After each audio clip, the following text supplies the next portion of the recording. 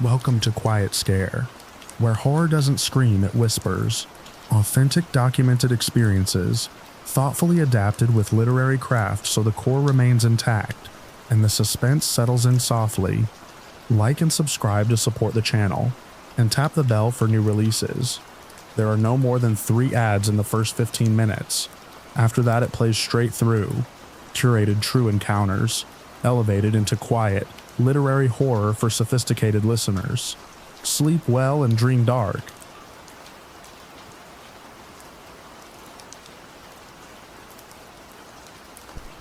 I found the first X at sunrise in Amarillo, pressed into the dust on my trailer tire like someone had signed their name and meant it. It wasn't paint, it wasn't chalk, it was dark and tacky, smeared with 2 deliberate strokes that crossed dead center on the rubber. I crouched beside it with my coffee cooling in my hand, and touched it with the edge of a paper towel. The stain came away rusty brown, not grease, not mud, blood.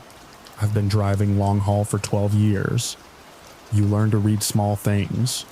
A strap that's been loosened half an inch, a seal that's been replaced, a tire that looks fine but feels wrong under your boot. My job is problem solving and vigilance. If something doesn't fit, I don't ignore it. I told myself it was an animal strike. Maybe I'd run over something the night before, and it had smeared across the tread. But the X was too clean, too centered, and it was only on one tire. I washed it off at the fuel island and rolled out. The next morning, in a truck stop outside Flagstaff, I did my pre-trip in the cold blue light before dawn. I walked the length of the trailer, thumping tires, checking lines. When I got to the rear axle, I felt that wrongness again. I knelt. Another X. This one darker, fresher. The strokes thick and deliberate, drawn across the sidewall where you couldn't miss it. I looked under the trailer, half expecting to see someone still there, but it was empty shadow and hard-packed gravel. I checked the other tires. Nothing. That was when it stopped being coincidence. I carry a dash cam like most drivers, forward-facing. It wouldn't catch someone under the trailer, so that afternoon, parked in Gallup, I went into the store and bought a cheap battery-powered trail camera from a rack near the hunting supplies. I mounted it under the trailer frame, angled toward the rear tires, zip-tied and taped so it wouldn't swing. I set it to motion detection. If someone was coming under my rig at night, I'd know. That evening, the lot was half full. Sodium lights buzzed overhead. I ate in my cab and kept the curtains cracked an inch. Every time footsteps passed, I felt my shoulders tighten. I watched silhouettes move between trucks. I told myself I was overreacting. Truck stops are full of people cutting across lots. Still, I locked the doors early. In the morning, before I even brushed my teeth, I climbed down and checked the tires. There it was again. The X, same tire, same spot. My mouth went dry. I didn't touch it. I went straight to the camera. Back in the cab, I pulled the memory card and slid it into my laptop. The first few clips were nothing. Headlights sweeping, a cat slipping between axles, a plastic bag tumbling through. At 2:13 a.m., the screen shifted. A shape moved in from the left edge. Low, slow, slow. A person. They crawled on their stomach beneath the trailer, elbows digging into gravel.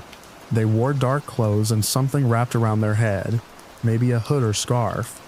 The camera's night mode flattened everything into gray, but I could see their hands clearly. They paused under the tire, looked around, then they reached into a small container they'd brought with them. Their hand came out wet and dark. With careful practice motions, they drew 2 lines across the rubber. One stroke, then the other. Precise. They didn't rush. They didn't look panicked. After the X was finished, they pressed their palm flat against the center of it and held it there. Their head bowed slightly. Not frantic, not wild, deliberate. They stayed like that for several seconds, then wiped their hand on the gravel and crawled backward the way they'd come. When they stood at the edge of frame, I caught a better glimpse. Average height, slim build, no obvious limp. They walked away between rows of trucks and disappeared. The timestamp ticked on. I replayed it 3 times. This is when the Whelp and Panther be old. There was no doubt. Someone was coming to my truck, in different states and different lots in the middle of the night, and marking it. I scrolled back through previous nights. The camera had only been up one night, so I had no earlier footage, but the pattern had started before that, which meant they'd found me more than once. Long haul routes overlap. You see the same drivers at different stops without trying, but this felt targeted. The same tire, always the same one. I stepped out and walked around the truck again, slower this time. I looked at the ground, at neighboring rigs. Nothing obvious, no one watching. I didn't wash the X off. Instead, I drove to the front of the lot and parked near the store entrance where the lights were brightest. Then I went inside and asked to speak to the manager. I kept it simple, told him someone had been under my truck overnight, and showed him the footage on my laptop. His expression shifted from bored to tight in a few seconds. He said they'd had theft issues before, but nothing like that. He called local law enforcement when the officer arrived. I showed him the tire and the video. He watched without speaking, jaw set. He asked if I recognized the person. I didn't. He asked if I'd had any recent altercations. I hadn't. He said they'd take a copy of the footage and increase patrols that night. I didn't leave. I had hours left on my clock. But I parked under the brightest light and kept the camera running. That night, I didn't sleep. I sat upright in the driver's seat with the curtains barely parted, watching reflections in my mirrors. Every shadow looked like movement. Every engine brake in the distance made my heart jump. At 1:58 a.m., I saw something, a figure moving between trailers. 3 rows over, low, controlled, not wandering. They disappeared behind a refrigerated unit. My pulse thudded in my ears. Minutes stretched. Nothing. Then I heard it. A faint scrape under metal gravel shifting. I didn't think. I grabbed my flashlight and stepped down from the cab. The lot felt enormous and exposed. Light pulled around my truck, but left pockets of darkness between others. I moved along the side of my trailer, boots crunching, and dropped to one knee near the rear axle. "Hey," I said, voice steady despite the tremor in my hands. The scraping stopped. Silence. I angled the flashlight beam under the trailer.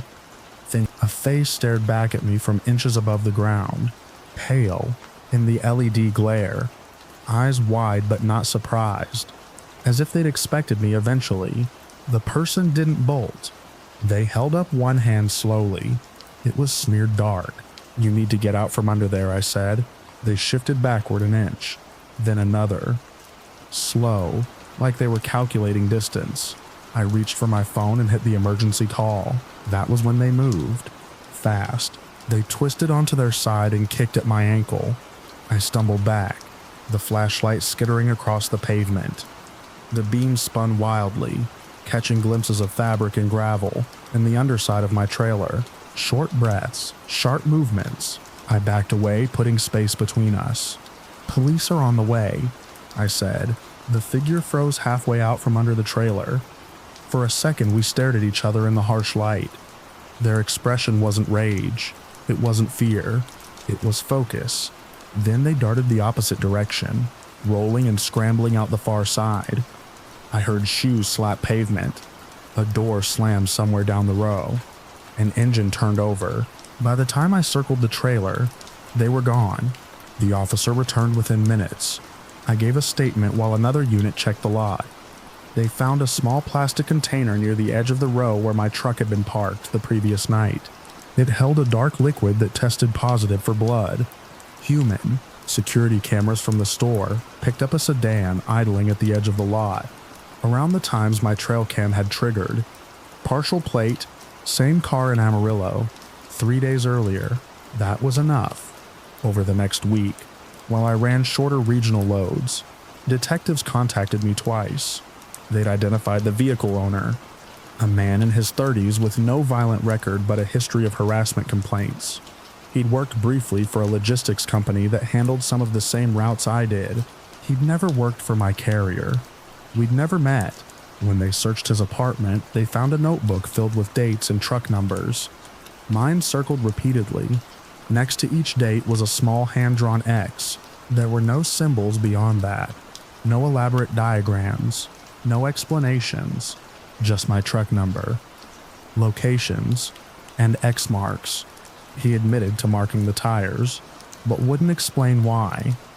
The detective told me he described it as keeping count and finishing a pattern. He claimed he never intended to damage the vehicle or harm me. He just needed the mark to be there. They charged him with criminal trespass, vandalism, and stalking. I asked the detective the only question that mattered. How did he know where I'd be? The answer was simpler than I liked. Public load boards, predictable rest stops, my company's logo on the trailer. I ran consistent lanes. To someone watching closely, I wasn't hard to track. After the arrest, the X marks stopped. I still check that same tire first every morning. Even now, months later, most days it's just rubber and road grime. Nothing more. But sometimes in the gray light before sunrise, when the lot is quiet and the engines haven't started yet, I kneel and press my palm against the sidewall where the X used to be. The surface is cool and unmarked, and I can't shake the memory of that hand on the screen, moving slowly and carefully in the dark, as if my truck wasn't a vehicle but an altar, and I was the only one who didn't know why it had been chosen.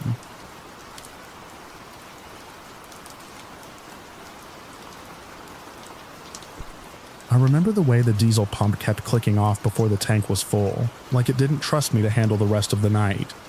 The station sat alone off a 2-lane highway lined with winter fields, the kind of place where the fluorescent lights hum louder than the traffic. It was close to midnight. The air had that metallic bite that comes before frost, and my breath drifted past the hood of my truck as I stood there topping off for the drive home. I almost didn't see him at first. He was sitting on the concrete curb near the ice machine, shoulders folded inward, a small duffel bag resting against his shin. He had the look people get when they've been stranded longer than they want to admit. Stiff posture, eyes tracking every set of headlights that passes without slowing. When I finished pumping gas and screwed the cap back on, I noticed he wasn't watching the road anymore. He was watching me. Compassion has always been my weak spot. My wife says it's the reason neighbors knock on our door when their basements flood, or their cars won't start. I can't stand the idea of someone stuck and me driving past like I didn't see them. I told myself I'd at least ask. He stood before I reached him, like he'd been waiting for the approach. Up close, he looked ordinary. Mid-30s maybe. Clean but rumpled. No smell of alcohol. No wild eyes. Just tired. He said his car had broken down a few miles back, and his phone had died. He asked if I was headed east. I was. He asked if I could take him as far as the next town with a motel. It was on my way. He didn't overplay it, didn't beg, just spoke in a calm, measured way that made it easy to say yes. I unlocked the passenger door. The cab of my truck always feels smaller at night. The dashboard lights cast everything in a dull green glow, and the windshield becomes a black mirror if you look at it too long. He set his duffel between his boots and buckled up without being told. That detail reassured me. People who buckle up don't usually cause trouble. For the first few miles, we drove in silence, except for the tires hissing over asphalt. I kept my eyes on the road and asked him where he was coming from. He named a town an hour west, said he'd been visiting family. His answers were short, but not evasive. Then he started asking about me, not the usual small talk, not what I did for work or how long I'd lived around here. He asked how long I'd had the truck. I told him 3 years. He nodded like he already knew. He said it must be paid off by now. I remember glancing at him then. The cab light was off, so his face was mostly shadow, but I could see the faint outline of a smile.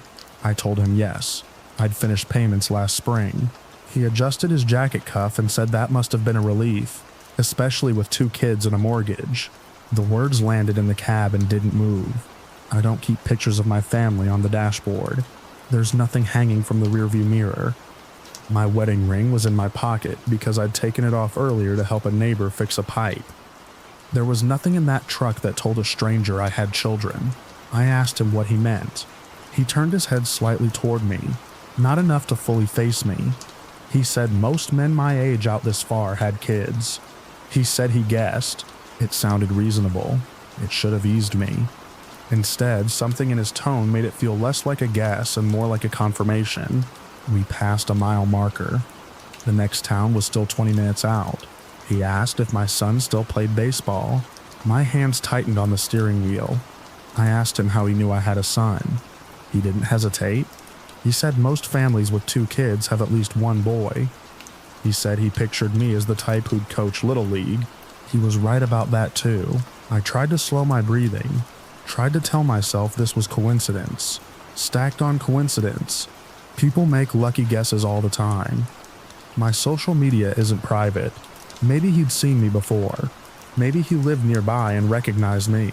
But when he described the color of my house, not just white, but the slightly off-white siding with the dark green shutters, I felt the first real surge of heat behind my ribs.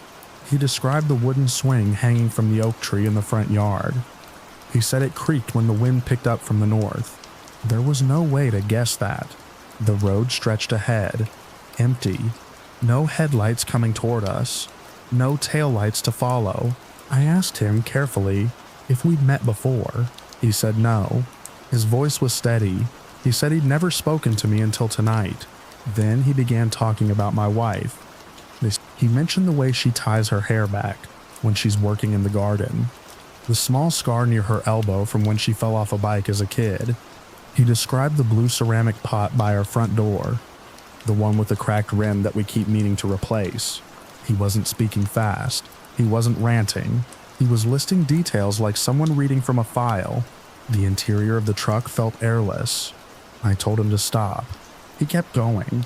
He said my daughter doesn't like thunderstorms, that she comes into our room when the lightning starts, that she sleeps curled toward my side of the bed. My vision tunneled for a second. I had to blink hard to keep the road in focus. There are moments when fear feels sharp and loud, and there are moments when it feels heavy and quiet. This was the second kind. It pressed down on me, steady and suffocating. I asked him what he wanted. He finally turned his head fully toward me. His expression wasn't angry or amused. It was neutral. Studying. He said he didn't want anything. He said he just found it interesting how much people reveal without realizing it. The stickers on a mailbox. The pattern of lights turning on and off at night. The way someone takes the same route home every evening. He said people are open books if you're patient. I tried to piece together what that meant. Had he been near my house, watching for how long? He described the dent in my garage door from when I misjudged the bumper. He described the broken latch on the side gate. He described the dog next door that barks at 6 a.m. sharp. Each detail chipped away at the fragile idea that this was coincidence. I felt anger start to rise under the fear. A protective kind. The kind that makes you forget caution. I told him he needed to get out. He looked forward again. The highway signs were starting to list the next town by name. He said he thought I was taking him there. I said I was pulling off sooner. There was a rest area coming up, just a patch of asphalt with a couple of picnic tables and a vending machine that never worked. No buildings, no staff, but it was lit. He let out a slow breath. Not a sigh, just air leaving his lungs. He said I shouldn't worry. He said he'd never stepped onto my property. He said he preferred to observe from a distance. That word preferred snapped something in me. I took the exit harder than I meant to. Gravel popped under the tires as I pulled into the rest area and threw the truck into park. For a second, neither of us moved. The engine idled loud in the silence. I told him to take his bag and get out. He didn't argue. He picked up the duffel and opened the door. Cold air flooded the cab.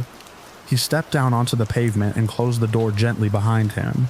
I locked it immediately.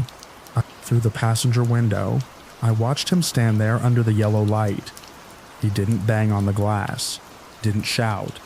He just looked at me through the window with that same neutral expression. Then he leaned slightly toward the glass and spoke. I couldn't hear him through the closed door and running engine, but I could read his lips. Drive safe. I shifted into gear and pulled away. In the rearview mirror, I saw him grow smaller under the light until the curve of the exit ramp swallowed him. The rest of the drive home felt unreal. Every pair of headlights made my pulse jump. Every dark stretch of road looked like a place someone could be standing just out of sight. When I turned onto my street, I half expected to see him there, leaning against the oak tree, waiting. The house looked the same as it always had. Porch light on, curtains drawn, the blue ceramic pot by the door. I parked in the driveway and sat there for a moment. Engine off, listening to the tick of cooling metal. Inside, my wife and kids were asleep. I checked the locks. I walked the perimeter of the yard with a flashlight, the beam shaking slightly in my hand. The gate latch was still broken. The garage door still dented. Nothing looked disturbed, but that didn't comfort me. Over the next few days, I paid attention to things I'd taken for granted. The slow car that idled at the end of the block before moving on. The unfamiliar sedan parked across from the school pickup line. The way the dog next door barked at nothing some mornings. I never saw him again. I never found out his name. What unsettles me most isn't the possibility that he was watching my house. It's how calmly he cataloged our lives. As if we were a hobby. As if he could step into my truck at a random gas station and prove that it wasn't random at all. I still stop for people sometimes.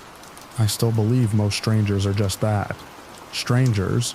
But now when I'm driving at night, and I see someone waiting under harsh fluorescent lights, I feel a hesitation I didn't have before. I think about how thin the walls of a truck cab are, how easily a routine can be mapped by someone patient enough to stand in the dark, and sometimes when I pull into my driveway after midnight, I sit there longer than I should, scanning the shadows near the oak tree, wondering who might be studying the pattern of my lights going out one by one.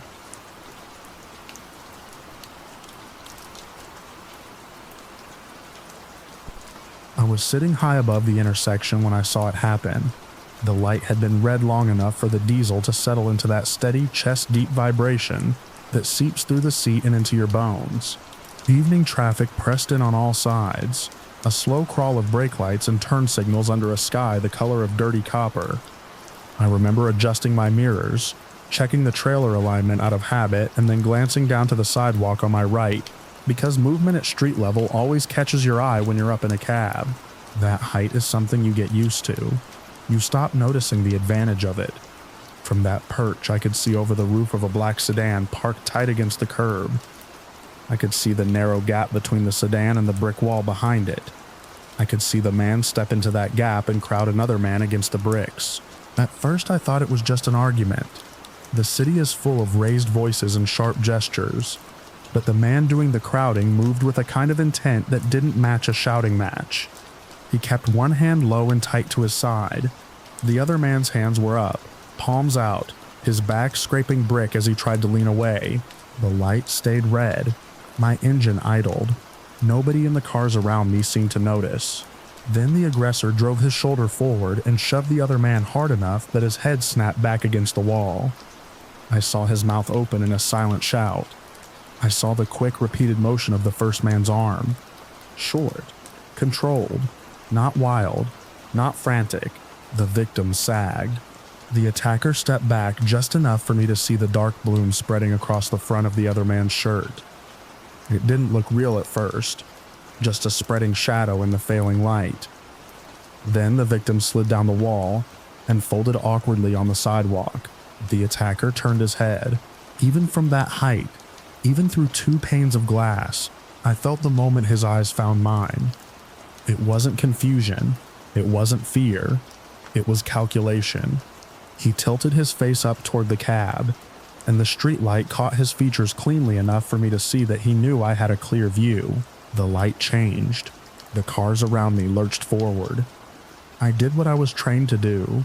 I eased off the brake and moved with traffic, but my hands were tight on the wheel, and my eyes flicked down to the sidewalk again as I rolled through the intersection.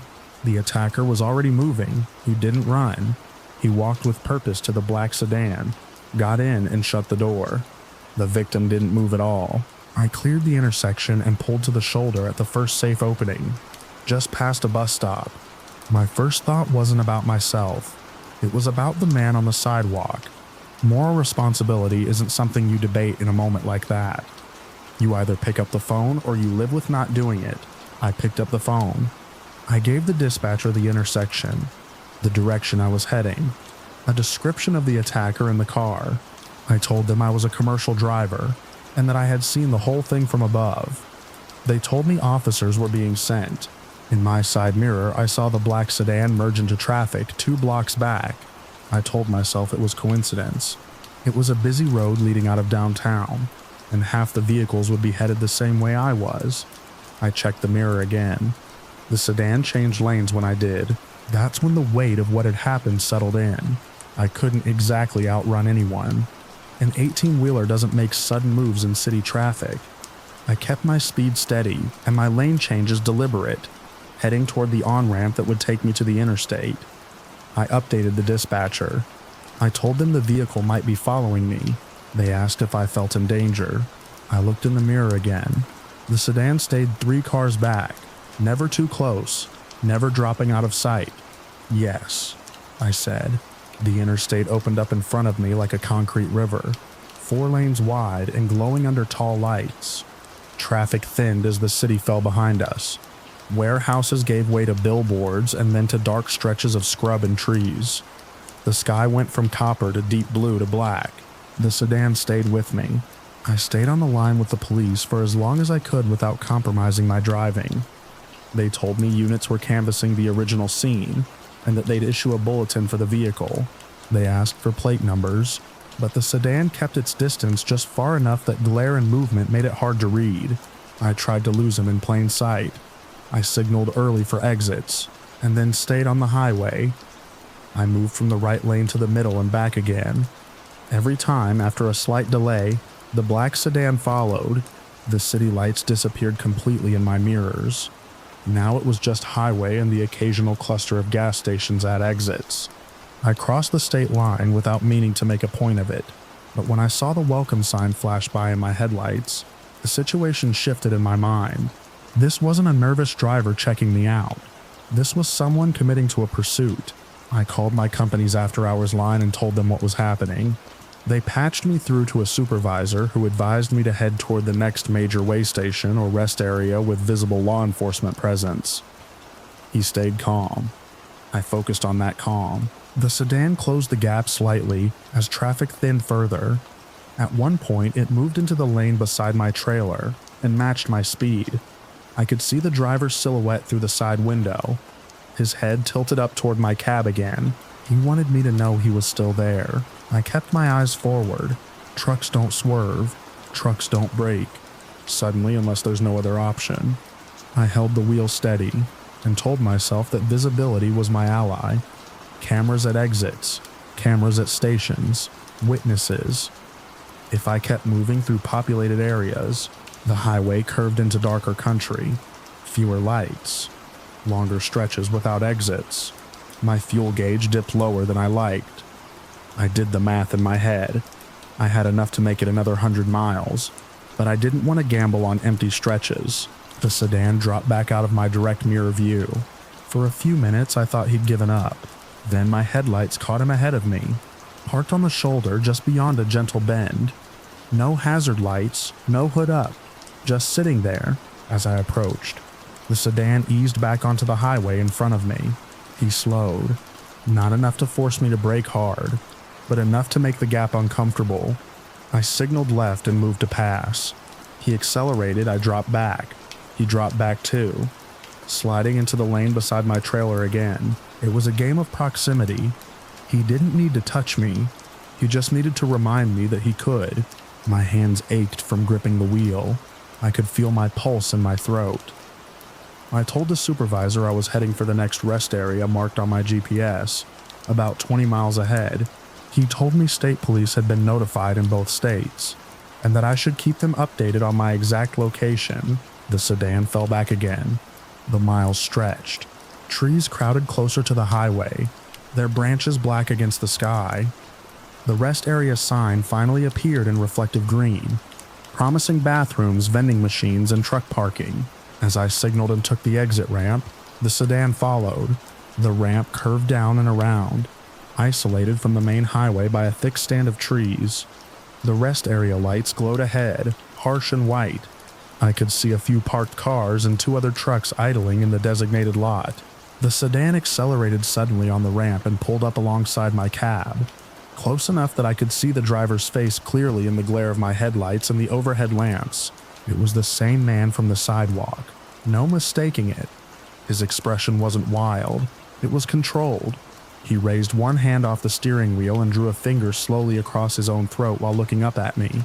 Then he surged ahead and cut in front of my truck as we entered the lot. I had no room to maneuver. The lanes in the rest area were narrow, bordered by concrete curbs and light poles. He braked hard in front of me. I stood on my brake pedal and felt the trailer shudder behind me. The truck slowed with a heavy groan, tires gripping, air brakes hissing. The gap between my bumper and his trunk shrank to almost nothing before the rig settled to a stop. For a second, everything was still. Then his driver's door flew open. He stepped out and started toward my cab. Climbing down from a truck takes time. You don't just jump. I reached for the air horn instead and laid on it. The blast tore through the rest area, long and punishing. Lights flicked on inside the parked cars. One of the other truckers leaned out his window. The man kept coming. He stopped at the front of my truck, just below the grill, and stared up at me. We locked eyes again. The space between us felt charged, like the air before a storm. In the distance, I heard sirens, at first faint, then closer. The man heard them too. His head turned toward the highway entrance. Blue and red lights flickered against the trees at the edge of the lot. For a heartbeat, he looked back at me, and I saw the calculation return. The risk assessment, the cost. He took one step back from my bumper, then another. The sirens grew louder, echoing off the concrete and metal around us. He held my gaze for one last second, and then he ran for his car. He barely had time to slam the door and throw it into gear before 2 state police cruisers roared into the lot, blocking the exit. The sedan skidded sideways as he tried to reverse, tires squealing. More lights flooded the area, washing everything in blue. Officers poured out with weapons drawn, shouting commands I couldn't make out over the fading echo of my own horn and the pounding of my blood in my ears. The man froze. They pulled him from the car and forced him face down onto the pavement. One officer looked up at my cab and gestured for me to stay put. I stayed. My legs shook when I finally climbed down. The air smelled like hot brakes and exhaust. An officer took my statement right there under the rest area lights. I told him about the intersection, about the brick wall, about the way the attacker had looked up at me and decided I was a problem that needed solving. They confirmed later that the man on the sidewalk had been found quickly and taken to a hospital. He survived. That was the part that let me sleep. Eventually, I crossed 2 more state lines before I reached my delivery the next day. The road felt different. Every dark sedan in my mirrors made my shoulders tense. I kept replaying the moment at the light, the split second where our eyes met, and a random witness became a target. I still drive that route sometimes. I still sit high above the intersections in the evenings, watching the small human dramas unfold below. Most of them pass without consequence, but every time I stop at a red light and glance down at the sidewalk, I remember how clearly I could see from up there, and how clearly someone could see me looking back.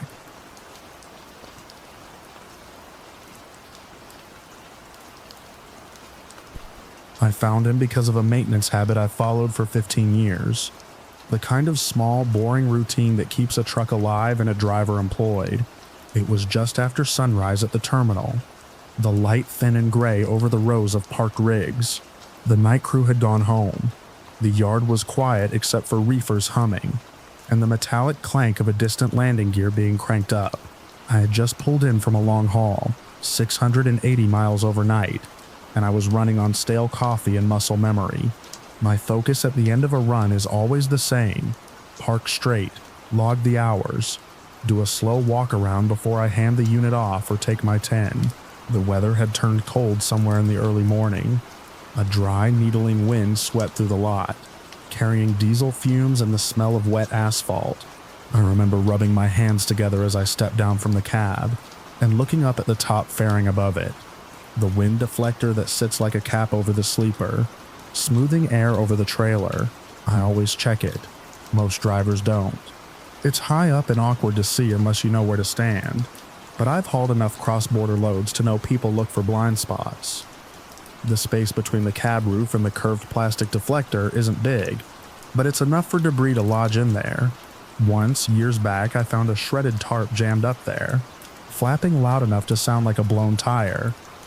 Since then, that morning I heard something before I saw it.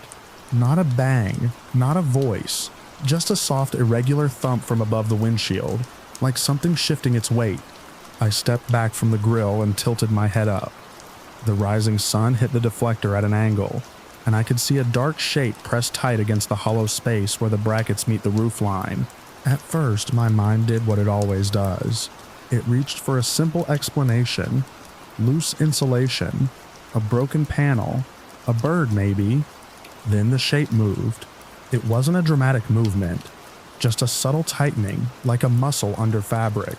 I felt the air leave my chest in one slow pull. I took another step back, boots scraping on gravel, and squinted harder. The shape had definition now. A knee, the curve of a shoulder, fingers hooked over the inner lip of the fairing. Someone was up there. For a second I stood frozen, trying to reconcile what I was seeing with the fact that I had driven through 2 states at highway speed with that shape pressed inches above my head. The structure of the truck made it possible. That was the part that hit me hardest. The aerodynamic shell is bolted to metal supports, leaving a shallow cavity between it and the cab roof. From ground level, you can't see into it unless you're looking for it. From inside the cab, there's no visibility at all. I had no reason to look up during the drive. No reason to suspect that the wind noise above me wasn't just wind. I moved sideways to get a clearer angle. The figure shifted again, and this time I saw a face. Not clearly, just pale skin streaked with road grime, and 2 eyes reflecting the morning light. The person had wedged themselves flat against the roof, arms and legs braced against the inner frame. There was no luggage, no backpack, just a body folded into a space, never meant to hold one. I didn't shout, I didn't wave my arms. My focus narrowed the way it does when a tire blows at 65. Assess, control, contain. I walked back to the driver's side door and climbed halfway up the steps, keeping my eyes on the deflector. From that angle, the face was clearer. Young, male, maybe. Hard to tell under the dirt. His jaw was tight. He wasn't pleading. He wasn't speaking. He was waiting. We stared at each other for a long moment. I could hear the ticking of the engine cooling beneath us. I became aware of how exposed he was, how a sudden shift or strong crosswind could have peeled him off the truck at any point during the night. The realization settled heavy in my stomach. He had been there the entire time. Every lane change, every brake check, every gust from passing semis. I climbed down slowly and stepped away from the cab. The moment my boots hit the ground, he moved. It happened fast and silent. He swung one leg over the edge of the fairing, then the other, lowering himself with a practiced efficiency that told me this wasn't blind panic. He dropped to the hood, denting it with a hollow thud, then slid down the grill and hit the pavement in a crouch. Up close, he looked smaller than he had above me. Thin, wrapped in layers of dark clothing that blended with the truck's shadow. His hands were raw and blackened at the palms. There were deep grooves in his sleeves where the metal supports must have pressed into him. He didn't look at me again. He ran, not toward the gate, not toward the office. He cut between 2 parked trailers, boots slapping against the concrete, and disappeared into the narrow lanes of the terminal yard. I stood there longer than I'd like to admit. There's a moment after something like that when your brain tries to downgrade it into something manageable. A prank, a misunderstanding, a short ride from the last stop. But I knew my route. I hadn't made any unscheduled stops. The only time the truck had been unattended long enough for someone to climb that high was at a fuel island 200 miles back when I'd gone inside to pay. 200 miles. I grabbed my phone and called yard security. My voice sounded steady to my own ears, which surprised me. I reported what I had seen and where he'd run. They said they'd check the cameras and sweep the property. While I waited, I forced myself to do what I always do: inspect. I walked around to the front of the truck and studied the hood where he'd landed. A shallow dent, fresh. I ran my hand over it and felt the warmth of the metal where his body had been. Then I looked up at the deflector. From below, the cavity seemed impossibly small, but now that I knew what to look for, I could see smudges along the inner surface, streaks of dirt and something darker where hands had gripped and shifted. I fetched a step ladder from the maintenance bay and climbed high enough to peer directly into the space. The smell hit me first. Not rot, not anything dramatic, just the dense, sour odor of sweat trapped in plastic and metal. The interior of the cavity was scuffed in long arcs, where fabric had rubbed against it. The insulation foam near one bracket had been compressed flat. There were small flecks of dried blood along the edge of a bolt, probably from where skin had split under pressure, and there were markings. At first I thought they were random scratches. Then I saw the pattern. Along the inner plastic surface, etched into the thin layer of road dust, were lines drawn with a fingertip. Short strokes, grouped together, not evenly spaced, not decorative. They were tallies. I counted them once, then again more carefully. There were far more than the miles from the fuel stop. The marks overlapped in places, some smudged by movement, others darker and more deliberate. They weren't in neat rows. They followed the curve of the deflector, bending with the shape of the shell. I tried to make sense of them, hours maybe, or segments of road, or something else entirely. What unsettled me wasn't the number, it was the intention. He had been tracking something while pressed against that surface at highway speed. In wind and cold, in darkness, security arrived with 2 supervisors and a clipboard. They took my statement, inspected the truck, photographed the interior of the fairing. One of them climbed the ladder and swore under his breath when he saw the marks. They asked if I had noticed any unusual sounds during the drive. I told them the truth. Nothing distinct, just a normal rush of air over the cab, because that's what the structure does. It funnels sound away. The deflector smooths the airflow so efficiently that minor vibrations disappear into the constant roar. A person wedged in that space would be swallowed by it. I finished my paperwork in a daze. Security said they hadn't found anyone matching the description on the property yet, but they were reviewing footage from the entrance gates. Before I left the yard, I climbed the ladder one more time. I don't know why. Maybe I wanted to convince myself I hadn't imagined it. The marks were still there, faint against the dusty plastic. I reached out and traced one with my finger. The dust smeared easily, erasing the line. It felt wrong to wipe them away, so I stopped. In the days that followed, the company inspected the truck thoroughly. They found no hidden compartments, no damaged fasteners. The fairing had flexed under his weight, but hadn't cracked. They recommended installing an additional mesh barrier inside the cavity to prevent debris from lodging there in the future. Debris. I didn't argue, I kept my focus on the job. But driving changed after that. Every time I hit highway speed, I pictured the wind pressing against the cab and thought about the narrow space above me. I imagined fingers hooked over metal, muscles straining to stay flat against the roof. I replayed the route in my head, marking the bridges and overpasses we'd passed under, calculating clearance in a way I never had before. The worst part was the proximity. He hadn't been in the trailer. He hadn't been clinging to the back doors or hiding in the sleeper. He had been directly above me, separated by inches of steel and insulation, unnoticed. At night, when the road is empty and the only sound is the steady hum of tires, you start to believe you are alone in the cab, that the world outside the windshield is distant and contained. That belief is fragile. A week after the incident, I was fueling at the same station where I think he must have climbed up. I parked under the bright canopy lights and stepped out, scanning the roofline of the truck without meaning to. Nothing was there. Still, I walked a full circle around the rig before going inside. I looked up at the deflector from every angle, studying the brackets and seams. The added mesh was in place now, bolted tight across the cavity. There was no space left to hide. Back on the road, the morning light spread across the highway the way it had that day at the terminal. Traffic was light. The sky was clear. I drove with my hands steady on the wheel, eyes moving from mirrors to gauges to the road ahead. Professional focus. That's what keeps you safe out here. You monitor, you anticipate, you correct.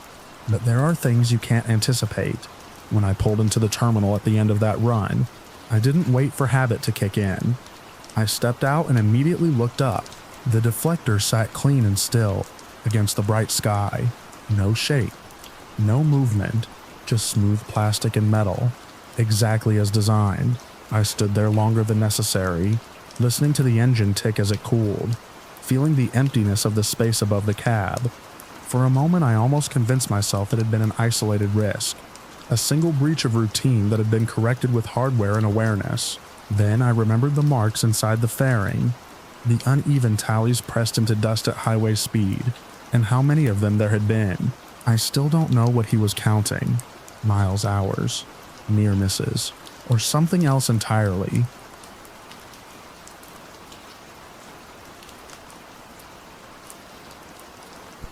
I was halfway across the Harrow Bridge when I first noticed the headlights pacing me. It was close to midnight, the kind of hour when the city thins out, and even a major span over black water feels private.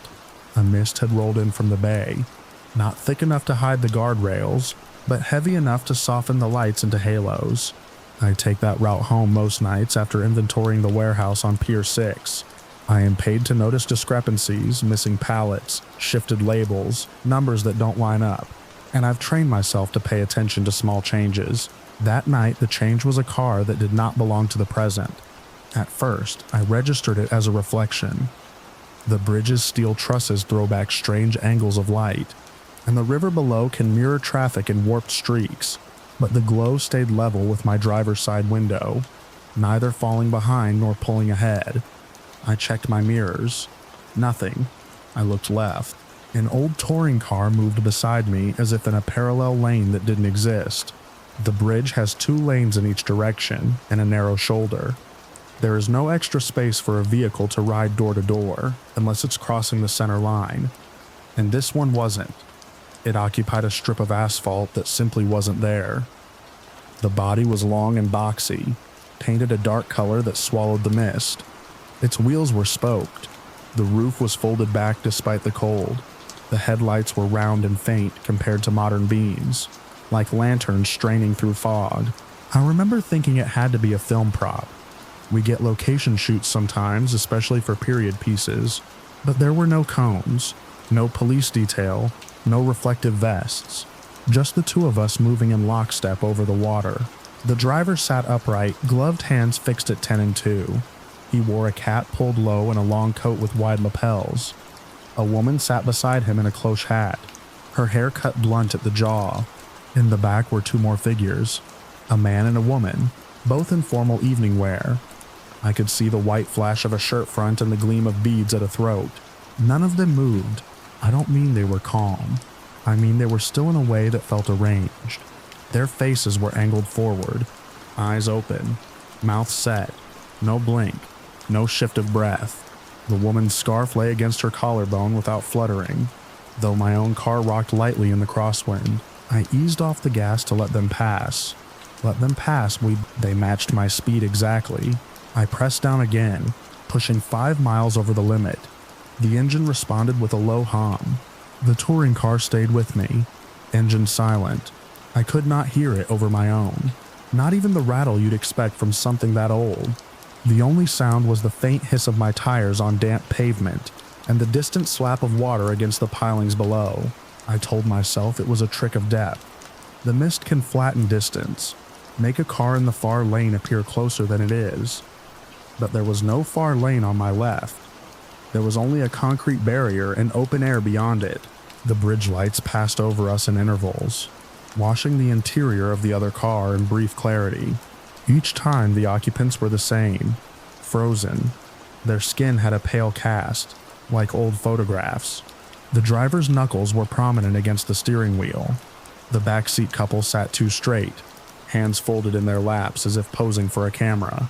I tried to catch the driver's eye. He did not look at me. Halfway across the span, there is a slight rise before the descent toward the city. As we climbed it, the wind strengthened. My car shuddered. The mist tore into ribbons. For a moment, the old vehicle seemed less solid, its edges softening as if it were being viewed through heat. Then we reached the crest. The touring car began to drift left. There is a shoulder there, barely wide enough for a stalled vehicle. Beyond that, a waist-high barrier and a drop to the river. No turnoff, no exit ramp, just open black water reflecting the city's orange glow. The old car did not signal. It did not slow. It glided toward the barrier with the same measured pace it had held beside me. I felt my hands tighten on the wheel. My first practical thought was that someone had restored a vintage car poorly, and the steering had failed. My second was that I was about to witness 4 people die. I hit my brakes. The nose of my sedan dipped. A horn blared behind me, distant and angry, but I barely registered it. My attention was fixed on the impossible angle of that antique grille approaching concrete. The touring car did not collide. It passed through the barrier as if the barrier were smoke. There was no impact, no spray of debris. The vehicle's body slid beyond the edge of the bridge and continued forward into empty space.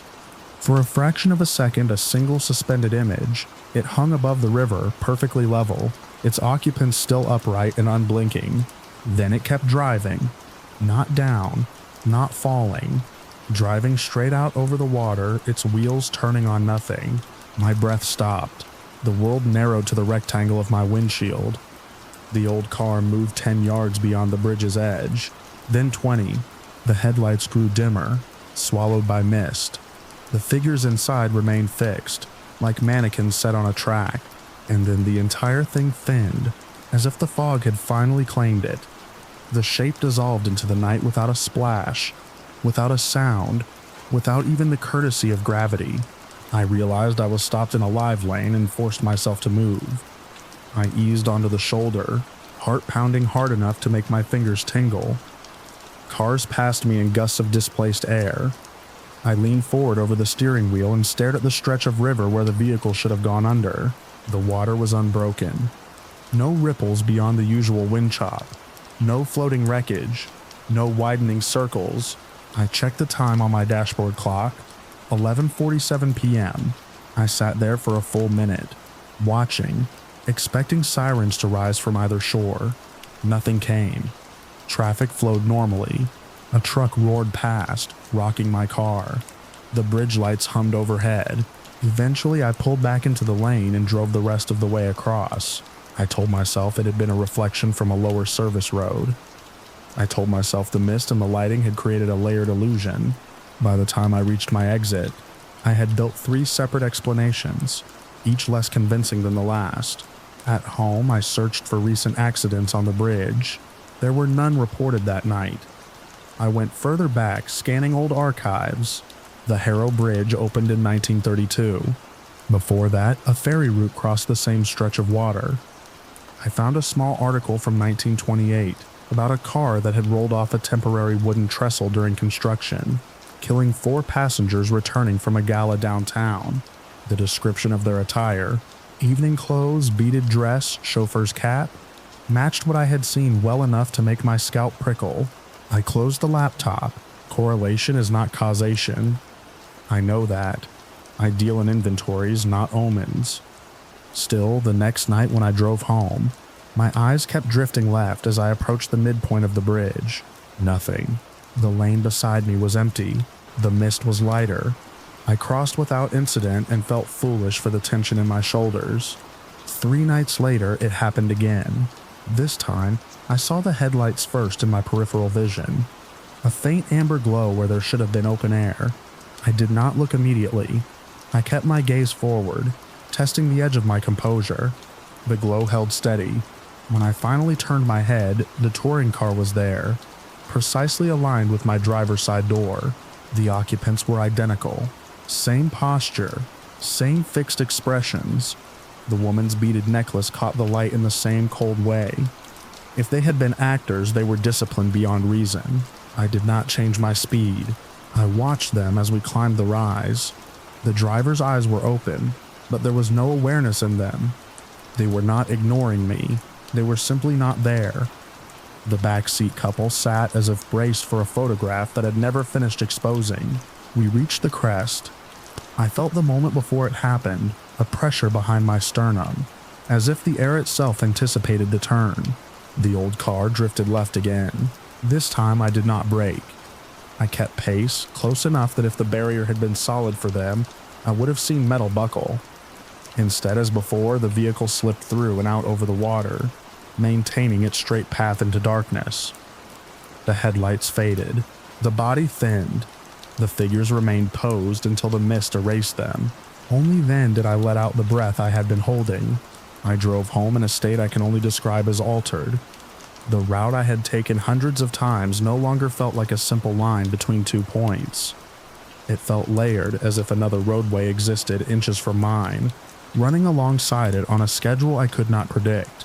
In the weeks that followed, the sightings did not occur every night.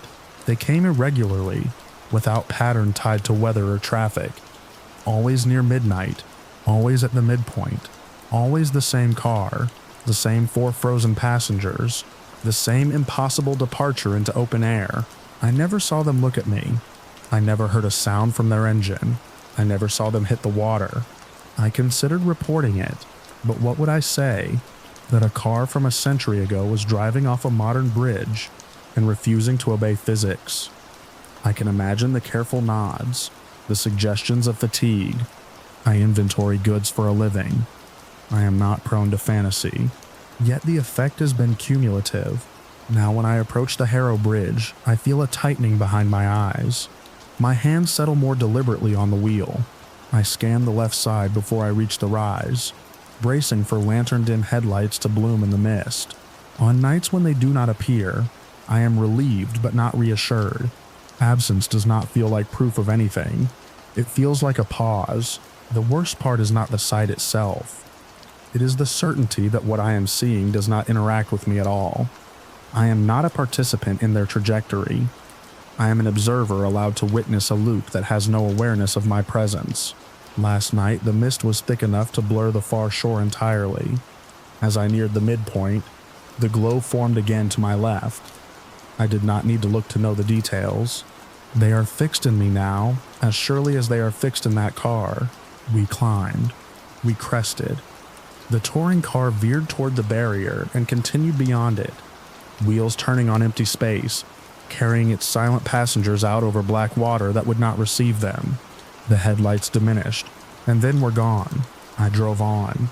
The image burned clean and sharp in my mind. I used to think of the bridge as a structure of steel and concrete, a reliable crossing suspended over something deep but ordinary.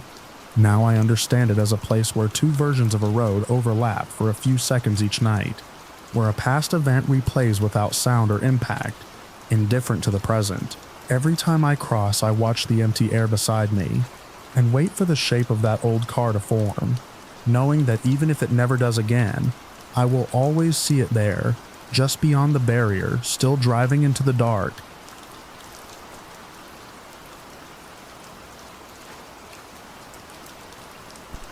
I woke to the feeling that something large had leaned its shoulder against my truck and given it a slow, testing shove. At first I thought it was a dream carrying over from the highway. Wind buffeting the trailer. The sway you get when a passing rig pushes a wall of air into you. But I wasn't moving. I had pulled into a gravel roadside turnout miles back, killed the engine, and crawled straight into the sleeper. No traffic, no rest area lights, just trees and a narrow strip of county road cutting through them. The kind of place you use when your logbook is out of minutes and you're too tired to care about comfort. The shove came again. The cab rocked on its suspension, a deep, rolling motion that shifted my weight against the mattress. The hangers in the small closet clinked together. Something in the cup holder rattled. I opened my eyes to blackness and the dim green glow of the dash clock. 12:17 a.m. I lay still and listened. No wind in the trees, no engines passing, no rain ticking on the roof. The night was heavy and flat, like it was pressing down on the truck instead of moving through it. Then the whole cab jolted upward a fraction of an inch and dropped, not the random shudder of a gust, not the subtle flex of settling suspension. This was coordinated, deliberate.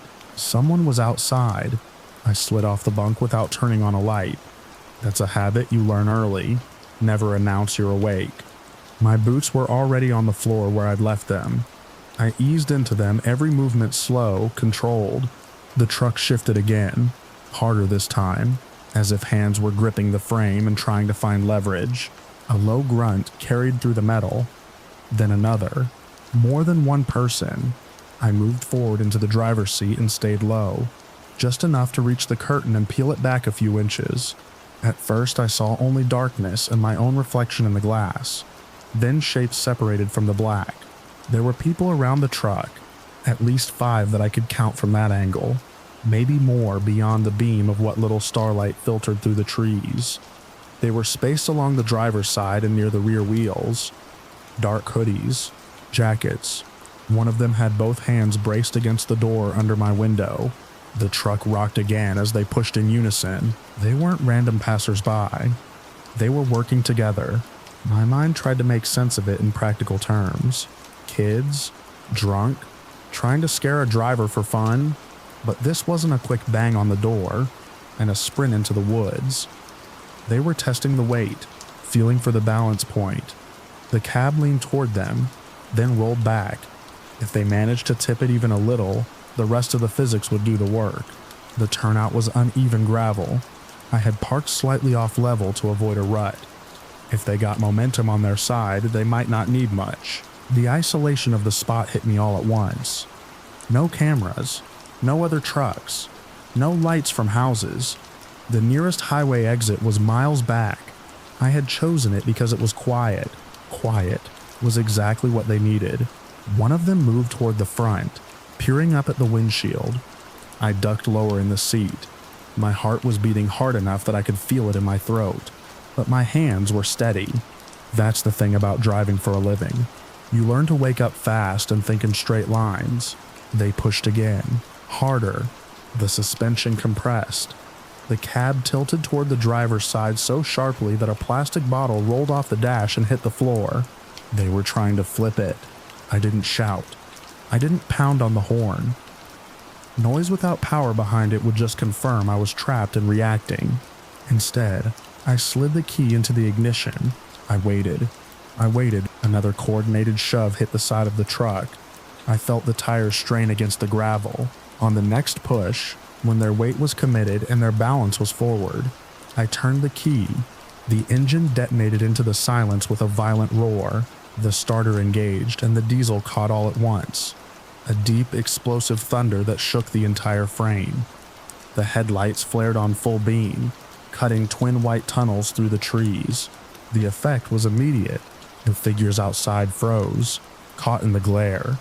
For a split second, I saw their faces. Young, pale, eyes wide.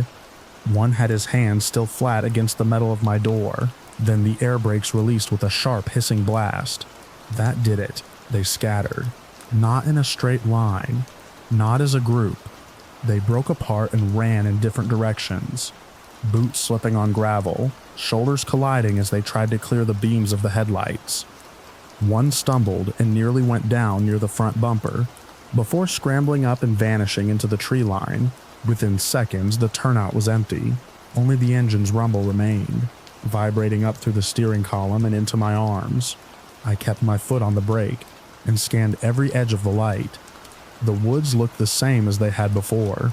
Dense trunks, low brush, nothing moving. But I knew they were still out there, just beyond the reach of the beams, watching, waiting to see what I would do next. I shifted into drive and eased forward a few feet, gravel crunching loud in the stillness. I angled the truck so the headlights swept across the section of woods where most of them had disappeared. The light caught branches and leaves but no bodies. My door handle had fresh scuff marks. I could see them clearly now, pale scratches against the paint where fingers had gripped and slipped. I didn't get out. Getting out would mean stepping into their terrain. In the cab, I had height, steel, horsepower. I laid on the air horn. The blast tore through the clearing, long and sustained, echoing off the trees. Birds exploded upward somewhere in the dark. The sound felt physical, like it was pushing back against the forest itself. Nothing emerged. I let the horn die and listened again. No voices, no footsteps, no laughter, just the engine idling and the faint tick of cooling metal from the exhaust stack. They had chosen the spot because it gave them time and cover.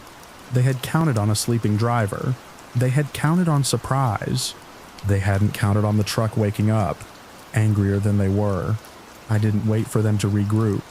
I checked my mirrors, made sure the road was clear, and pulled out of the turnout. The tires bit into the asphalt, and I accelerated harder than I normally would with a full load behind me. As the trees slid past on either side, I kept watching the mirrors. Every shadow looked like movement. Every break in the brush made me expect someone to step out and throw something. Nothing came. The next town was small but lit. Gas station canopy glowing like a landing strip. I pulled under it and left the engine running, while I walked a slow circle around the truck.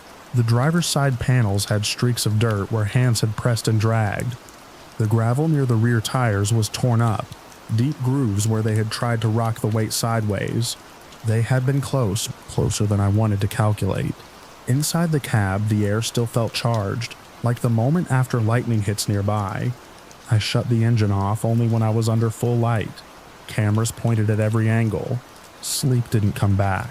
I sat in the driver's seat and replayed the sequence in my head, looking for anything I had missed.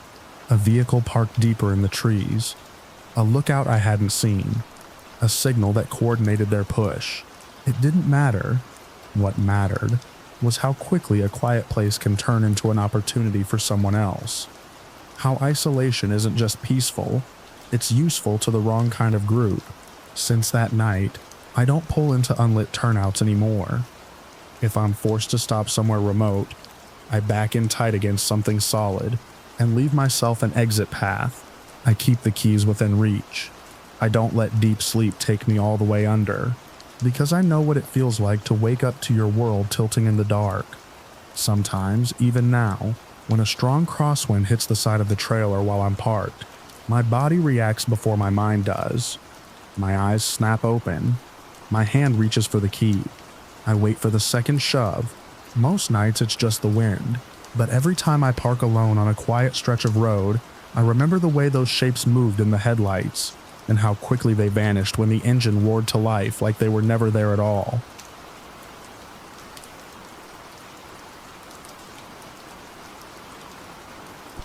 I saw the dog just as the sky was starting to pale.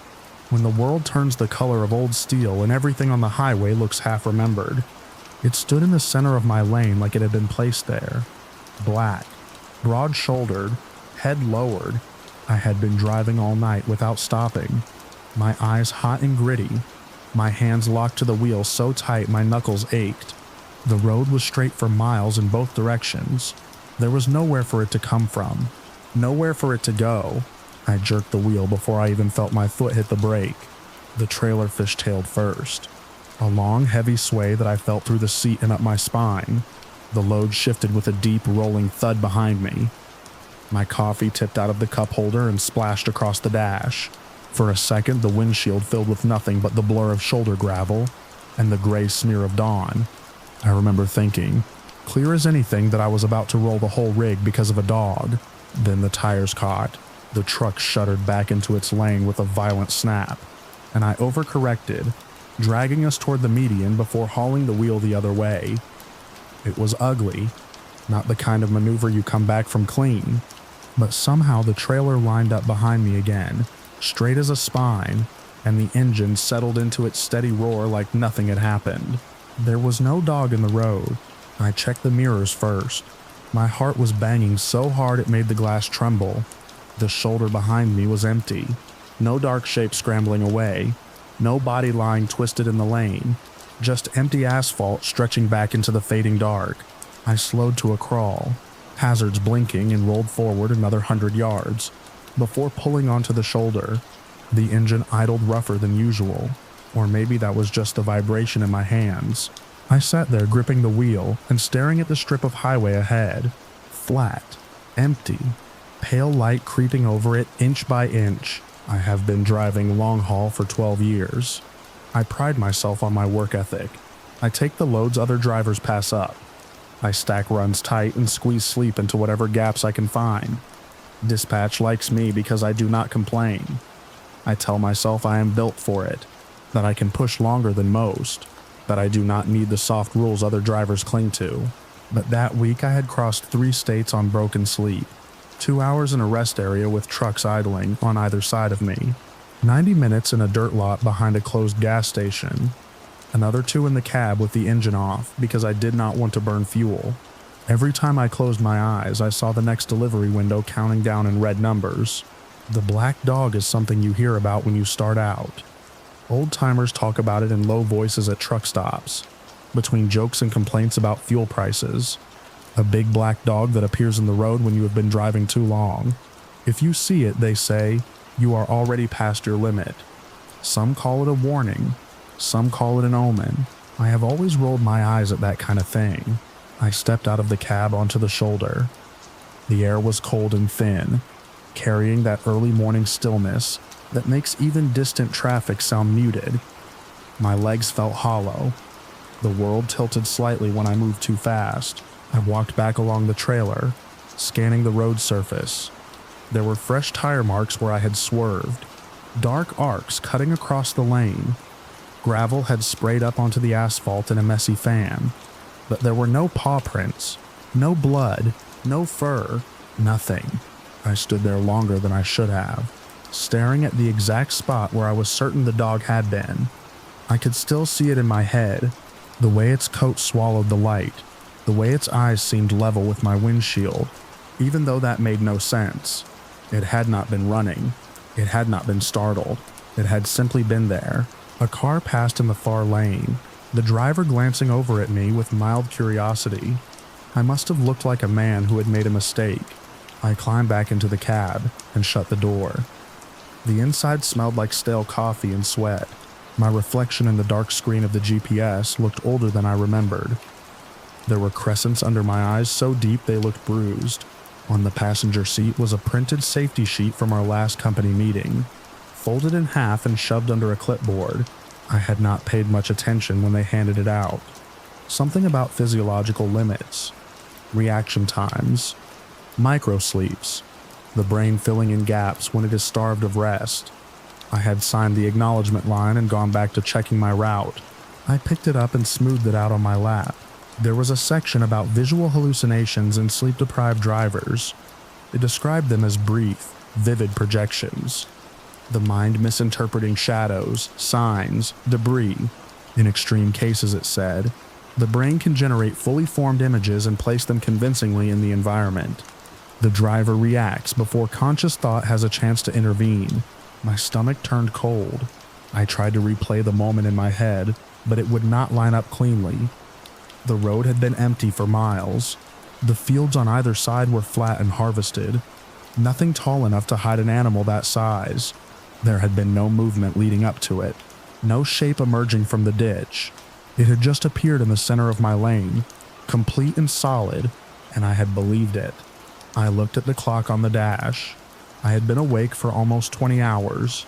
Longer, if I counted the broken sleep that did not feel like sleep at all. As I sat there, something strange happened. The edge of the steering wheel seemed to ripple for a second, like heat distortion over asphalt. I blinked hard and it snapped back into focus. My heart kicked again. That was when the fear shifted. It was no longer about the dog. It was about my own mind. I imagined what would have happened if there had been a car beside me when I swerved, or if the trailer had tipped just a few degrees farther. 40,000 pounds of freight rolling across 2 lanes at dawn. I pictured the headlines, the interviews with neighbors, the careful phrases about a hard-working man who pushed himself too far. I pressed my palms against my eyes until I saw sparks. When I lowered my hands, the world looked steadier. The highway was still empty. The sky had brightened to a washed-out blue. Birds were lifting from the fields in small, ordinary flutters. No omens, no supernatural warnings, just a brain that had reached its limit and decided to paint something into the road. I put the truck in gear and eased back onto the highway, but I did not accelerate past 50. Every shadow on the shoulder made my pulse spike. Every scrap of blown tire tread looked for a split second alive. I forced myself to narrate what I was seeing, in simple terms: asphalt, reflector post, fence line, exit sign. 10 miles up the road there was a rest area I usually ignored because it cost me time. I had skipped it dozens of times, telling myself I would stop at the next one.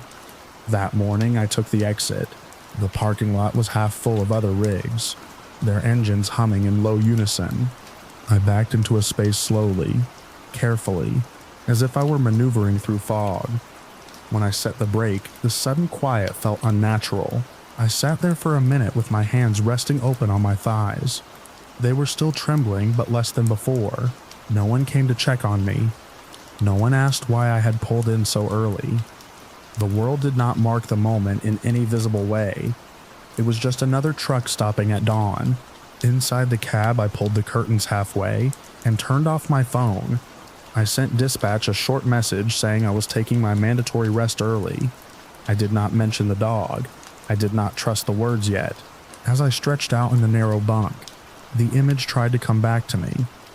Black fur, low head, eyes fixed on mine, but it was already losing its edges, dissolving into something less defined. A trick of light, a projection. I thought about the way I had always measured myself by how long I could stay awake, how many miles I could stack before my body protested. I had treated sleep like a weakness, something to shave down and ignore. The truth was simpler and less dramatic than any story about omens. My brain had run out of fuel. It had misfired. It had placed a shape in the road because it did not have the clarity to process empty space. That was enough to almost kill me. I set an alarm for 8 hours, not 2, not 3, 8. My eyes closed almost immediately, as if they had been waiting for permission. The last thing I remember before sleep took me was the steady line of trucks outside my window, parked in neat rows under the rising sun, real and unmoving exactly where they should be.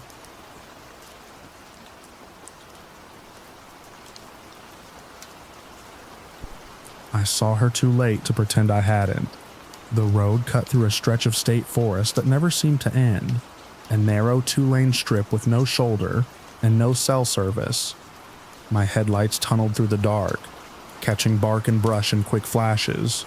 I was thinking about getting home before midnight, about the leftover lasagna in my fridge, when a pale shape appeared in the center of my lane.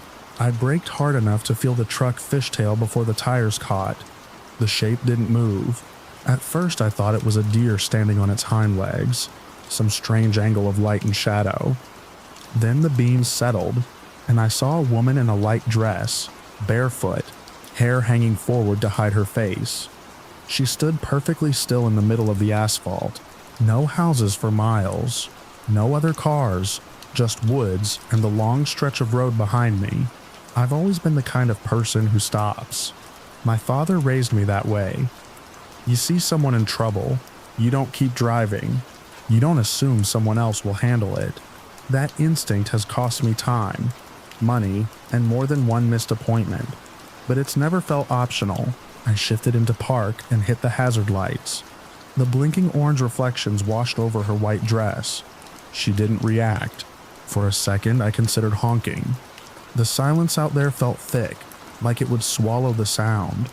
I opened the door instead. The night air was colder than I expected. Damp. It smelled like wet leaves and engine heat. I stepped down onto the pavement and called out to her, asking if she was okay. My voice sounded small in the open dark. She didn't answer. She didn't sway or shiver. She didn't even breathe, as far as I could tell. I took a few cautious steps forward, keeping my truck at my back, engine running. The headlights threw my shadow long and thin past her feet. The closer I got, the more wrong something felt. Not frightening at first, just wrong. Her arms hung straight at her sides. Too straight. Another step.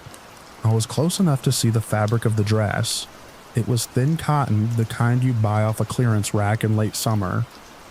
It stirred slightly in the draft from my truck's fan belt, but her hair didn't move at all. I stopped an arm's length away. Her face was smooth, not still, smooth. The skin had a shine to it that no human skin has. The eyes were open but dull, painted irises fixed slightly off center. One lash was bent inward, glued wrong. The woman standing in the middle of that rural road was a mannequin. A department store mannequin dressed in secondhand clothes and propped upright on a metal rod hammered into a crack in the asphalt. For half a second, my brain refused to process it. I remember staring at the seam line along the neck where the head met the torso. I remember noticing a scuff mark near the collarbone. My mind tried to make it make sense. Maybe some kids had dragged it out here as a prank. Then I heard footsteps in the gravel, not from in front of me, from behind. They came fast and uneven, from both sides of the road at once, like something breaking out of the trees. I turned my head just in time to see movement in the dark beyond my headlights. 2 shapes. No, 3. Masks. Dark hoodies. Faces covered. They moved low and quick, splitting toward the driver and passenger sides of my truck. It clicked all at once. The mannequin. The empty road. My hazard lights flashing like a beacon announcing I had stopped. They hadn't needed a real person in distress. They just needed someone like me. One of them reached the driver's door. I was still standing 5 feet from the front bumper. He yanked on the handle. Locked. I always lock my doors when I drive. A habit. One I'd never thought much about. Another one slammed into the passenger side, rattling the handle hard enough to shake the truck. The third circled wide, staying near the edge of the trees. Watching. I moved without thinking. I lunged forward, grabbed the mannequin by the shoulder, and shoved it aside. It toppled stiffly, the metal rod scraping against the pavement. The sound was sharp and ugly. The man at my driver's door realized I wasn't inside. His head snapped toward me. Even in the dim light, I could see the eye holes in the mask fix on my face. He left the door and came straight at me. I ran, not into the woods, into the truck. I cut across in front of the hood, boots slipping slightly on the damp asphalt, and reached the driver's side just as he closed the distance. I yanked the door open, dove in, and slammed it shut behind me. His hand hit the window an instant later, hard. The glass shuddered but didn't break. I hit the lock again out of reflex, threw the truck into drive, and floored the gas. The engine roared, the tires squealed and caught. The man stumbled back, losing his footing as the truck lurched forward. One of them tried the passenger door again as I sped past. He managed to grip the handle for a fraction of a second before the momentum tore him away. In the rearview mirror, I saw him fall hard onto the shoulder. The third figure stood in the road for a moment, framed in my taillights, then dragged the mannequin off to the side with quick, angry movements. I didn't slow down. The trees blurred into a black wall on either side. My hands shook on the steering wheel so badly, I had to clamp them down to keep straight. I kept expecting headlights behind me, an engine gaining on mine. Nothing came. I drove 10 miles before I saw another car. I didn't stop then either. I didn't stop until I hit the edge of town, where streetlights replaced darkness and gas stations glowed at the corners. I pulled into a convenience store parking lot and just sat there, engine idling, chest heaving. The hazard lights were still blinking. I turned them off and watched the reflection fade from the storefront windows. I called the police from inside the store. My voice sounded steadier than I felt. I told them exactly what had happened. The mannequin, the masked individuals, the attempt to get into my truck. They asked for mile markers and cross streets that didn't exist out there. I did my best. An officer met me at the edge of town to take a statement in person. He listened without interrupting, wrote everything down and nodded in a way that told me this wasn't new to him. He said they'd had similar reports. Not many. Enough. A decoy in the road.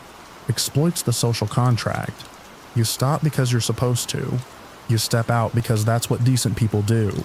For those few seconds, you're stationary and exposed. He didn't say it like a lecture, just a fact. I drove home after that, taking the highway instead of the wooded route. It added 20 minutes. I didn't care. For weeks, I replayed it every time I closed my eyes. The shine of the mannequin's skin, the way the footsteps erupted from the dark, the dull thud of a hand against my window. I kept thinking about what would have happened if I'd left the doors unlocked, if I'd walked a few steps farther from the truck, if I'd leaned in close trying to see her face and not heard the gravel shift behind me. I went back during daylight once, out of a need I can't fully explain. I parked at the edge of the forest road and walked a short stretch on foot. The asphalt looked ordinary. No metal rod, no scraps of fabric, no sign that anything had happened there at all. Just trees. Just quiet. I filed a written report later attached to the original statement, wanting everything documented in case someone else wasn't as lucky. I saved a copy for myself with the reference. Because I didn't trust my memory to hold every detail, I still stop for people. That part of me didn't change, but I stop differently now. If I see someone in the road at night, I stay in the truck. I keep the engine running. I call for help before I open a door. Sometimes, driving home after dark, I catch shapes at the edge of my headlights that make my pulse jump. A mailbox, a broken branch, a plastic bag caught on a fence post, and once in a while, on that same stretch of forest road, I think about a pale figure standing perfectly still in the center of the asphalt, waiting for someone like me to care enough to stop.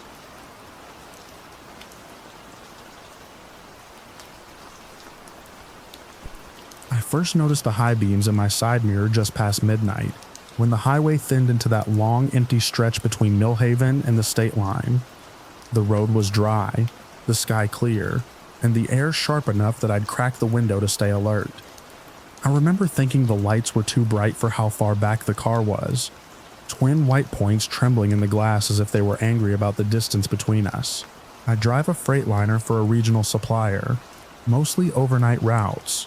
Defensive driving isn't just a line on a certificate for me, it's the reason I've kept my record clean for 11 years.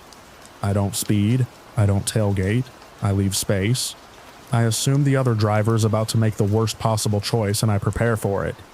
That mindset has kept me alive in snow squalls and summer downpours, through blown tires and deer crossings. That night there was no weather to blame and no traffic to complicate things. Just two vehicles on a desolate highway. The car behind me closed the gap within minutes. I could tell by the way the glare spread across my mirrors and washed out the reflective tape on my trailer doors. High beams, steady and deliberate. I adjusted my mirrors downward to cut the glare, and eased slightly to the right side of the lane to signal that I was aware of them. There was a passing lane up ahead, a straight mile with clear visibility. If they wanted around me, they'd have their chance. They didn't take it. Instead, they tucked in closer. I checked my speed. 58, steady, under the limit for trucks on that stretch. No brake taps, no swerving, nothing that would justify agitation. The engine hummed at a constant pitch, tires whispering over asphalt seams. My immediate goal was simple: maintain predictability. Predictable drivers don't escalate situations. The car drifted left, halfway into the passing lane, then fell back in behind me. A feint. I've seen that before. Drivers testing for a reaction. I gave them none. We stayed like that for several miles. Empty exits slipped by, their green signs flashing briefly in my headlights before dissolving into dark. The landscape out there is mostly scrub and low fencing, broken occasionally by the red blink of a distant radio tower. No houses close enough to see from the road. No gas stations open at that hour. The high beams never dimmed. After 10 miles, the car surged forward and darted into the passing lane. I expected them to accelerate past me. Instead, they matched my speed right at my rear quarter, hovering in the blind spot near my trailer wheels. That's a dangerous place to sit. I adjusted slightly within my lane to give them visual confirmation that I knew they were there. They dropped back again. My pulse ticked up, but my hand stayed steady on the wheel. Defensive driving isn't about winning. It's about surviving someone else's mistake. I kept a wide following distance from the empty road ahead anyway, giving myself maximum braking room in case they tried something reckless. The first real sign of intent came without warning. The car lunged forward, cutting sharply in front of my cab and slamming its brakes. I was ready for that possibility. I'd already eased off the throttle the second I saw their front end dip toward my lane. I applied firm, controlled pressure to the brakes, not a stomp, and felt the trailer tug but stay aligned. The load was balanced. I'd checked it myself before leaving the warehouse. The anti-lock system chattered briefly, then steadied. The car shot forward again before I fully decelerated, as if disappointed I hadn't panicked. That was when I accepted. This wasn't impatience. It was aggression. I put more space between us, dropping my speed by 5 miles per hour. If they wanted to be in front, I would let them. They slowed too, hovering just ahead of my grill, brake lights flickering at random intervals. A game I refused to play. After a minute, they veered to the shoulder, letting me pass. I didn't hesitate. I maintained my lane in steady speed as I overtook them. As soon as my trailer cleared their hood, they accelerated hard and slid back behind me, this time closer than before. I glanced at the clock on the dash. 12:47 a.m. The next populated area with reliable lighting was Brookdale, about 25 miles ahead. A cluster of truck stops, a hospital, a 24-hour grocery. If I could keep things stable until then, I'd have options. The car began to drift toward my left rear corner again. Then, without signaling, it swerved into my lane and nudged toward the side of my trailer. A nudge is the only word I can use. They didn't make contact, but they moved close enough that I could see the hood dip and the headlights angle upward as if the driver were leaning in, testing the edge. I held my line. Large trucks have a presence on the road. We don't stop quickly, but we also don't get pushed easily. My vehicle weighed several tons empty, more with the freight. I understood its dimensions better than I understood most people. If they wanted to intimidate me with proximity, I would respond with controlled positioning. The car dropped back, then tried the right side. Same move. Slide up, drift inward, threaten the trailer's wheels. That's when they escalated. They accelerated hard, pulled alongside my cab, and began edging toward me, compressing the space between us. There was no shoulder on my right at that stretch, just a shallow gravel strip and then a slope down into brush. I eased left within my lane, giving myself inches. They kept pressing. The physics were simple. A sedan against a loaded truck is a mismatch. But if they clipped my front tire at the right angle, they could destabilize me. I couldn't let them get that leverage. I increased speed slightly, not to race but to shift our relative positions. My goal was to move my front bumper ahead of their hood, so that if they continued drifting, they'd be pushing against my midsection, not my steering axle. They matched me. The highway ahead curved gently to the right. I knew that curve. It tightened near the midpoint, and the shoulder narrowed. If they forced me outward there, the risk increased. As we approached it, the car surged again and swerved sharply toward my cab. I reacted immediately. Firm hands, steady pressure, no jerk. I held my lane and allowed the bulk of my truck to assert its space. The horn blasted once, long and low, vibrating through my chest. The car wobbled, but didn't back off. For a second, our vehicles were nearly touching. I could see the driver's silhouette, rigid behind the wheel. The shoulder vanished, and all I had was the white line and open dark beyond it. I chose my ground. Instead of yielding right, I maintained center and let the mass of my truck become a wall. I didn't drift into their lane. I simply refused to surrender mine. The sedan's left tires kissed the lane marker on its side. They had room to move left. I didn't have room to move right. They fell back abruptly, either realizing the risk or losing nerve. My heart hammered so hard I could feel it in my throat, but my breathing stayed controlled. Inhale, exhale, hands at 10 and 2, eyes scanning. The car returned to my rear, high beams flaring again. For the next 15 miles, they alternated between tailgating and darting forward to brake check me. Each time I responded the same way, gradual deceleration. widened following distance, no sudden swerves. I kept my speed consistent enough that law enforcement wouldn't mistake the situation if I reached them. I considered calling 911, but cell reception along that stretch is unreliable. Instead, I focused on the plan. Get to Brookdale, get under lights, cameras, witnesses. At one point, the car attempted to pass on the right shoulder, spraying gravel against my trailer. I adjusted slightly right to narrow the gap. Not enough to leave my lane, but enough that the shoulder became less inviting. They abandoned the attempt and swung back behind me. The aggression felt personal, though I knew it probably wasn't. Road rage doesn't need a reason. Sometimes your existence in someone's path is enough. The first sign for Brookdale appeared like a promise. 12 miles. I resisted the urge to speed. Speed reduces options. Instead, I maintained a steady 60 and signaled early for the exit ramp long before I reached it. Predictability. Even now, the car stayed tight behind me as I decelerated onto the ramp. Exit ramps are dangerous choke points. Barriers on both sides. Limited maneuverability. I positioned my truck in the center of the lane, leaving no invitation for them to slip alongside. They followed. At the bottom of the ramp, the road widened into 3 lanes beneath bright sodium lights. A truck stop sat immediately to the right, its lot half full even at that hour. I steered deliberately toward it. The car accelerated as if to pass me before I could turn in. I adjusted slightly left within my lane, using the length of my trailer to block the angle. Not aggressive, just present. The entrance to the truck stop is broad, but requires commitment. You can't dart in without space. I took that space. The moment my front wheels crossed into the lot, I swung wide, occupying both entry lanes for a second longer than usual. The sedan had to brake hard to avoid clipping my trailer. Horns sounded from somewhere in the lot, sharp and alert, under the floodlights with other drivers watching. The car hesitated. I rolled forward toward the fuel bays, slowing but not stopping until I was surrounded by other trucks.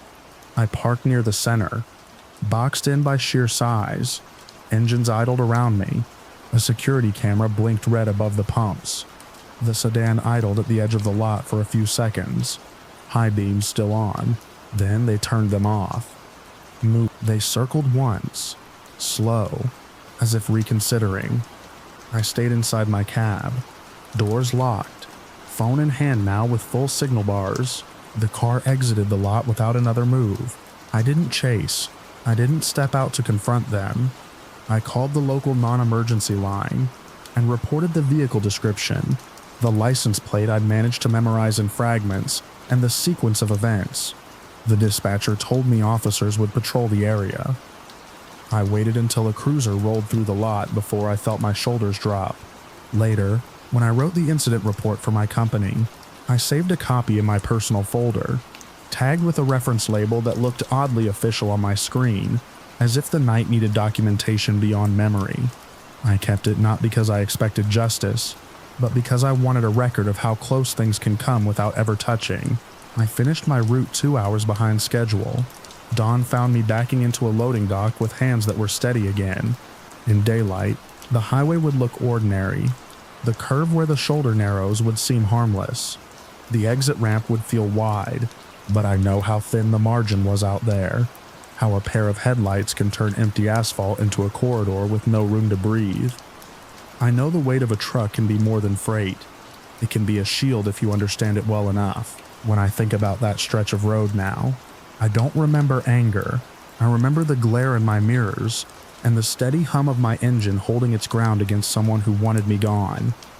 I remember choosing not to yield the line that kept me upright and alive, and driving toward the lights until the dark finally fell away.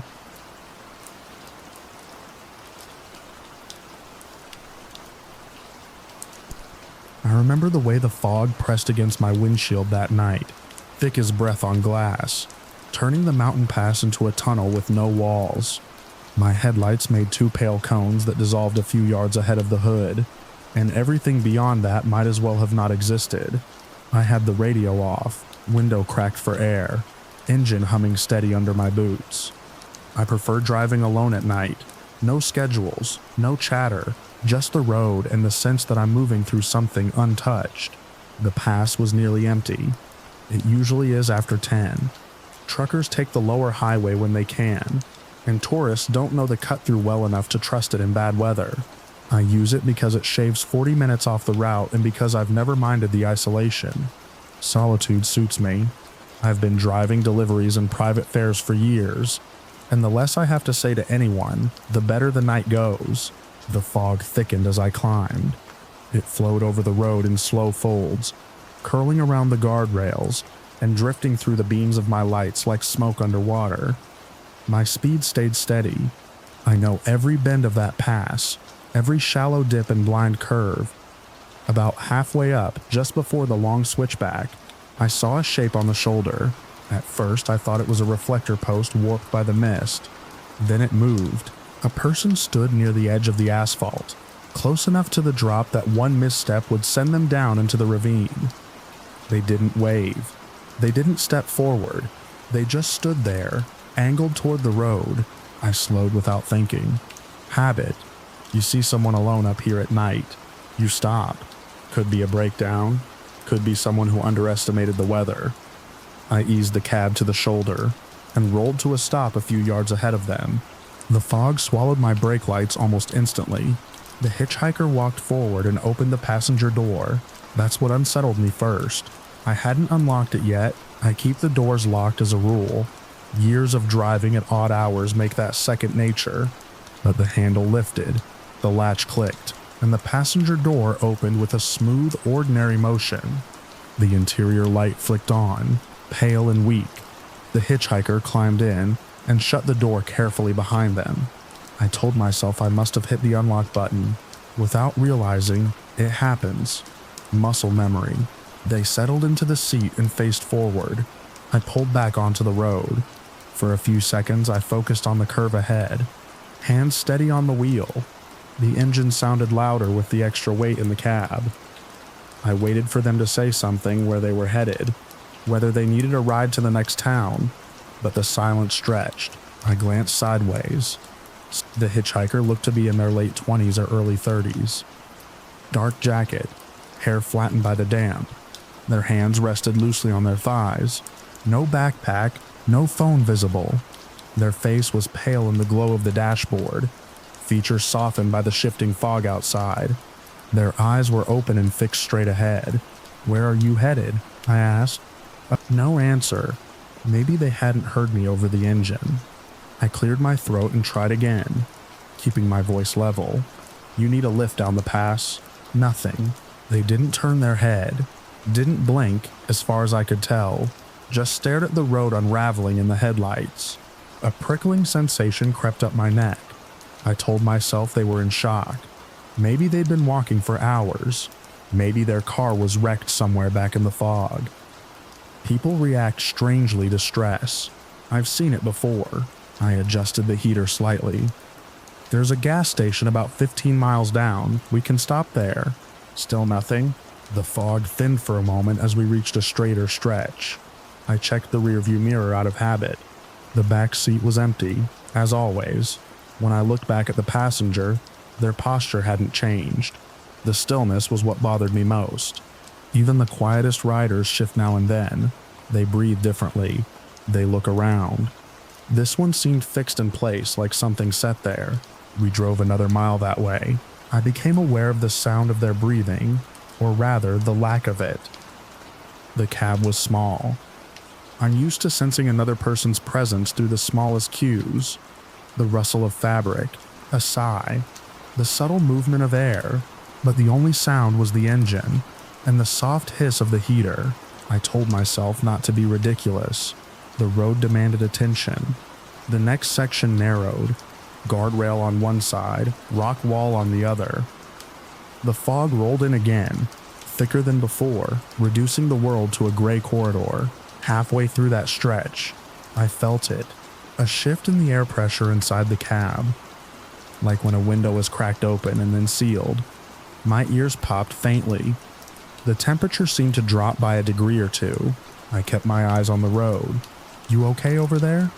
Silence. I forced myself to glance right. The seat was empty. For a second, my mind refused to accept what I was seeing.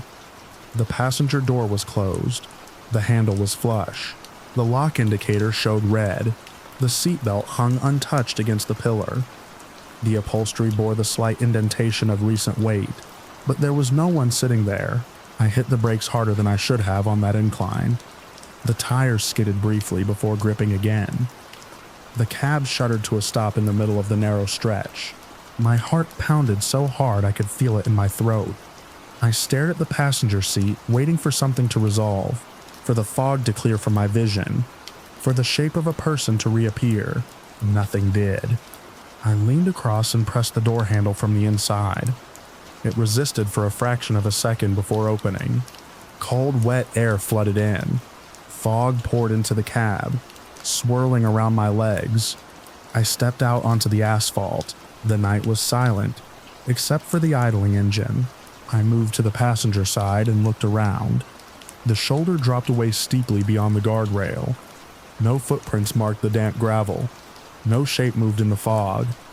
The road behind me was empty. The stretch ahead disappeared into gray. If they had opened the door and jumped, I would have heard it. I would have felt the shift of weight. The door would have swung, even slightly. I had been watching the road, yes, but not so lost that I would miss someone scrambling out of a moving vehicle, and the door had been locked. I walked around to the back of the cab, half expecting to find them crouched there, some kind of prank. The bed was empty. The tailgate latched. A horn sounded in the distance, low and brief, somewhere far down the pass. The fog swallowed it almost immediately. I realized I was standing in the middle of the road on a blind curve. I got back into the driver's seat and shut the door firmly. My hand shook as I put the truck in gear. The passenger seat remained empty. I drove the remaining miles down the pass in a kind of tight, narrowed focus. I kept checking the seat every few seconds, as if the hitchhiker might reappear without warning. The lock indicator stayed red. The door handle didn't move. The seatbelt swayed slightly with the motion of the truck. By the time I reached the gas station at the base of the mountain, my shirt clung damply to my back. The station was nearly deserted. One car at the far pump. Fluorescent lights buzzing overhead. I pulled into a space near the entrance and cut the engine. The sudden silence felt heavier than the fog had. I sat there for a moment, staring at the passenger seat. That's when I saw it. On the fabric near the center where their hands would have rested lay a small object I hadn't noticed before. It was dark against the gray upholstery. I leaned over and picked it up. It was a wallet. Worn leather. Edges frayed. Surface cracked from age. It felt dry, not damp from the fog, not cold from the night air, just ordinary. I turned it over in my hands, half expecting it to dissolve or vanish the way its owner had. It didn't. I opened it. Inside were a few folded bills, older designs. The paper slightly yellowed, and a driver's license tucked into the clear sleeve. The plastic was scratched but intact. The face on the license matched the hitchhiker's. Same pale features. Same dark hair. The eyes, though, looked different in the photograph. More alive. I looked at the date of birth first, then at the issue date. The license had been issued nearly 30 years ago. The expiration date was 25 years past. I checked the name. It meant nothing to me. My first thought was that it had to be a fake, some elaborate setup. But the license bore the state seal, the holographic strip. The address listed was in a small town not far from the base of the pass. I stepped out of the truck again, wallet in hand, and looked back toward the mountain. The fog still draped the upper slopes, obscuring the road where I had stopped. From down here it looked almost peaceful. No sign that anything unusual had happened up there. I went inside the gas station and asked the clerk if there had been any accidents on the pass recently. He frowned and said not that he'd heard of. The road was bad in winter, but this time of year it was mostly quiet. I didn't mention the hitchhiker. I'm not sure why. Maybe I didn't want to hear myself say it out loud. Back in the cab, I studied the license again. The address listed was only a few miles from where I sat. Without fully deciding to, I started the engine and drove toward it. The house turned out to be a small single-story place set back from the road, paint faded, porch light off. A pickup truck sat in the driveway, older model, rust along the wheel wells. One window glowed faintly from inside. I parked at the curb and sat there with the wallet in my hand, weighing what to do. Finally, I got out and walked up the short path to the door. The air felt clearer down here, the fog left behind on the mountain. I knocked. After a moment, the door opened a few inches. An older woman looked out, her face lined and tired. She studied me with cautious eyes. I held up the wallet and explained that I'd found it on the road up the pass. Her gaze dropped to the leather in my hand. The color drained from her face. She opened the door wider but didn't invite me in. Her eyes lingered on the wallet as if it might bite. "That was my son's," she said quietly. I waited. "He used to drive that road at night. Said he liked the quiet." Her voice thinned. "There was an accident. Years ago. They said he must have lost control in the fog.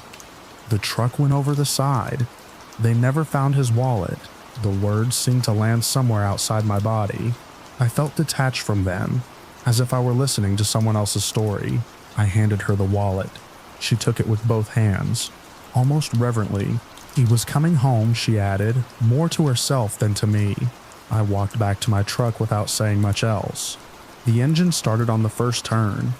I sat there a long time, staring at the steering wheel, trying to piece together something logical. A dropped wallet from an old accident somehow preserved, a face that resembled the photo by coincidence. My mind reached for explanations, and found none that fit cleanly. Eventually I drove home. Since that night, I haven't taken the mountain pass after dark. I tell clients it's because of the fog, because the lower highway is safer. That's true, in a way, but sometimes when I'm alone in the cab and the road stretches empty ahead of me, I feel a subtle shift in the air pressure beside me. The faint impression of weight on the passenger seat. I keep the doors locked. I check them twice, and every so often in the corner of my eye, I see a pale face staring straight ahead through the windshield, as if the ride never really ended.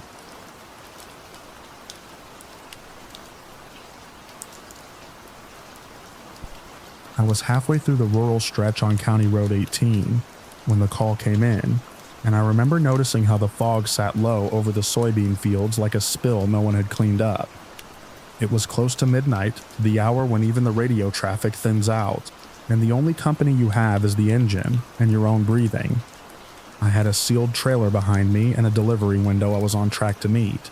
The road ahead was empty, reflective markers ticking by in steady intervals. Everything exactly as it should have been. My phone lit up on the dash mount. With our dispatch number, I don't answer unknown calls while driving, and I don't ignore dispatch. That's the rule. I tapped my headset and accepted. The man on the line identified himself as Central Dispatch and used my employee ID before I could give it. He referenced my load number and the last way station I'd cleared. His tone was brisk, irritated in that familiar way that suggested I was already behind on something I hadn't been told about. He said there'd been a rollover ahead, a tanker blocking both lanes near mile marker 42. He told me to take an immediate detour onto Granger Road, then follow the posted construction bypass over the new river bridge. There was a new bridge out there. It had been under construction for months, replacing the old iron span that rattled when you crossed it. The company bulletin about alternate routing during the final phase had come through our portal with a digital footer that looked just like the one on every official memo. I had read it during pre-trip planning earlier that week. According to the schedule, the bridge wasn't open yet, but emergency vehicles could be routed through the graded approach if necessary. I asked for confirmation of the detour code. He gave it without hesitation. That was what moved me. We use internal codes when there's a sudden reroute tied to an incident. It prevents random callers from steering drivers off course. He had the right one. He also knew my supervisor's name and mentioned that the delay would be logged as weather-related to protect my on-time record. It was the kind of detail only someone inside the system would bother with. Professionalism is mostly repetition. You follow the steps the same way every time, so you don't have to rely on instinct. I signed the bills, inspect the seals, log the mileage, verify the route.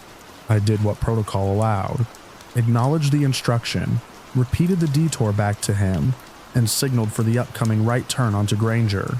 Granger Road was narrower and darker than the highway, a 2-lane strip of patched asphalt that cut between harvested fields and a line of skeletal trees along the riverbank. There were no streetlights. My headlights tunneled forward, catching the occasional reflective sign. The fog thickened as I descended toward the water. I expected to see flashing lights in the distance from the supposed rollover. I saw nothing behind me and nothing ahead. About 3 miles in, I felt the first stir of unease. Not panic, just a professional irritation. If there had been a tanker accident, State Patrol would have blocked access points. There would have been hazard signage at the highway turnoff. I hadn't passed any. I toggled my radio to the state traffic band. Static. I considered calling dispatch back, but we're trained not to flood the line during active incidents unless we have new information. I told myself they were busy coordinating emergency response. The detour sign appeared on the right shoulder, an orange diamond with black lettering, bridge access. An arrow pointed down a gravel approach that sloped toward the unfinished span. The main road continued straight, but the sign was positioned convincingly, as if this had been planned. I slowed and turned onto the gravel. The tires crunched loudly in the quiet, and dust rose in pale clouds behind me. Ahead, the skeleton of the new bridge cut across the river like a dark rib cage. Only one lane had been poured. The opposite side was still framed in rebar and temporary barriers. Construction cones lined the approach, but no machinery was visible. No workers. No floodlights. Halfway down the graded path, I saw a sedan stop broadside near the start of the concrete deck. It was angled just enough to block the lane. My first thought was mechanical trouble. My second was that this might be related to the supposed accident. I braked to a stop about 30 yards back, leaving space to maneuver. The sedan's headlights were off. Its interior was dark. I could see 2 silhouettes in the front seats, unmoving. I kept my engine running. I reached for my phone and called dispatch directly through the saved contact. Not by redialing the incoming number. A different voice answered. I gave my name, my ID, my current location. I asked for confirmation of the tanker rollover near mile marker 42 and the detour order through the Granger Bridge construction. There was a pause long enough for me to hear keyboard tapping. Then the dispatcher told me there was no reported accident on my route. No detour had been issued. My truck was showing on GPS as having deviated from the assigned highway. She asked who had authorized the change. I told her the name the caller had given. She said no one by that name worked in Central Dispatch. The blood in my arms felt suddenly heavy. I asked her to check the call log on their end. She said they had not initiated any outbound calls to my number in the past hour. The sedan's driver door opened. A man stepped out, his shape backlit faintly by my headlights. He didn't wave. He didn't approach in a way that suggested he needed help. He stood with his hands in his jacket pockets and looked directly at my cab. Dispatch was still on the line, asking me to confirm my surroundings. I told her I was at the unfinished bridge access and that a vehicle was blocking the lane. I kept my voice level. I asked her to verify whether any construction crews were scheduled at this hour. She said no. The site was closed overnight. She told me the earlier call had likely been a spoofed number and that I needed to leave immediately. The second man got out of the sedan. They separated slightly, one drifting toward the passenger side of my truck, the other remaining near the sedan. Their movements were unhurried, deliberate, not the movements of stranded motorists. My headlights illuminated the concrete barrier edges and the drop to the river below. There was no guardrail yet on the unfinished side. If I tried to push past the sedan, I'd risk sliding into the gap. I checked my mirrors. The gravel approach behind me was narrow but straight for about 50 yards before it curved back to Granger Road. I told dispatch I was executing a controlled reverse. She instructed me to keep the line open. The man near the passenger side began walking closer. I could see his face now, expression flat, eyes reflecting the light. He raised one hand, palm outward, A gesture that could have meant stop or wait. I didn't roll down the window. I released the brake and eased into reverse. A fully loaded trailer does not like sudden decisions. It responds to small, steady inputs. I kept my hands calm on the wheel, eyes moving between the side mirrors. The tires crunched again, louder in reverse, and the backup alarm beeped into the open night. The man near my passenger door quickened his pace. I increased the throttle slightly. The truck moved faster, still controlled but no longer hesitant. He broke into a run. I saw his hand come out of his jacket pocket. I didn't see a weapon, but I didn't need to. The situation had already defined itself. Dispatch was asking if I felt threatened. I said yes. The sedan's headlights flicked on suddenly, flooding the gravel with white light. For a split second I thought they might try to follow, to block the exit. Instead, the car rolled forward just enough to clear the bridge deck and then stopped again, as if reconsidering. I kept reversing. The curve in the gravel approached. I slowed slightly to avoid jackknifing, corrected the trailer angle, then straightened out. The men were no longer in my direct line of sight. My mirrors showed only dust and the faint glow of the sedan's lights in the distance. When my rear tires hit the edge of Granger Road, I shifted into drive without coming to a full stop and accelerated back toward the highway. Only then did I realize how tightly I had been gripping the wheel. Dispatch instructed me to return to the main route and said local deputies were being notified to check the bridge site. She confirmed again that no authorized detour had been issued, and that the earlier caller ID had been spoofed to mirror their number. She told me the internal detour code I'd been given was valid, but had been used earlier that week during a training scenario, information likely accessed from compromised records. That detail settled into me with a different kind of weight. Someone had studied our procedures. They knew we relied on codes. They knew drivers were conditioned to comply with dispatch over personal instinct. They understood that professionalism can be used as a lever. By the time I reached the highway again, the fog had thinned. There were no flashing lights near mile marker 42.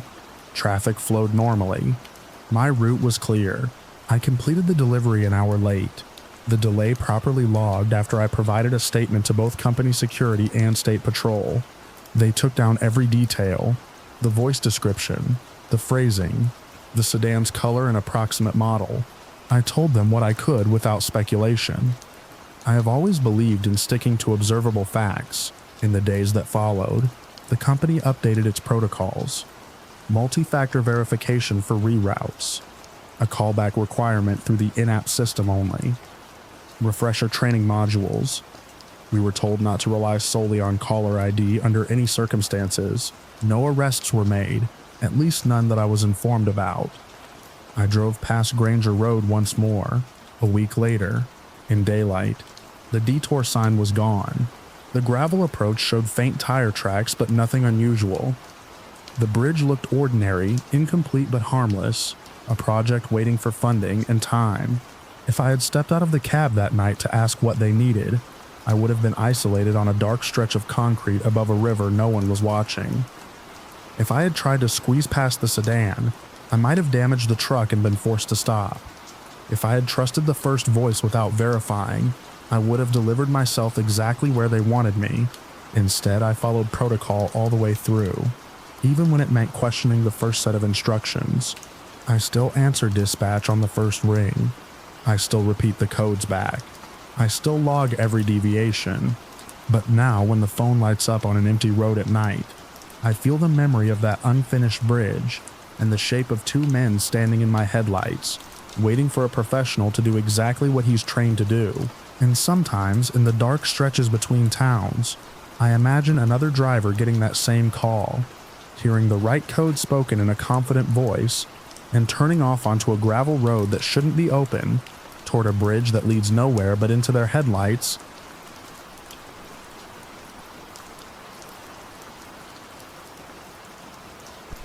The first thing I noticed was how ordinary the night felt. It was just past 11. The truck stop off Route 17 packed tighter than I'd ever seen it. Diesel engines idled in uneven rhythm. Headlights washed the rows of trailers in a dull yellow haze, and the smell of hot brakes and fryer grease hung in the damp air.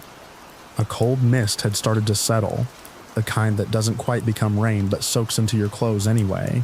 I had just finished checking my straps and was climbing back into my cab when the CB cracked to life with a burst of static sharp enough to make me flinch. I keep my radio on out of habit. It's part of the job, but it's also part of who I am. If someone's in trouble on the road, I don't ignore it.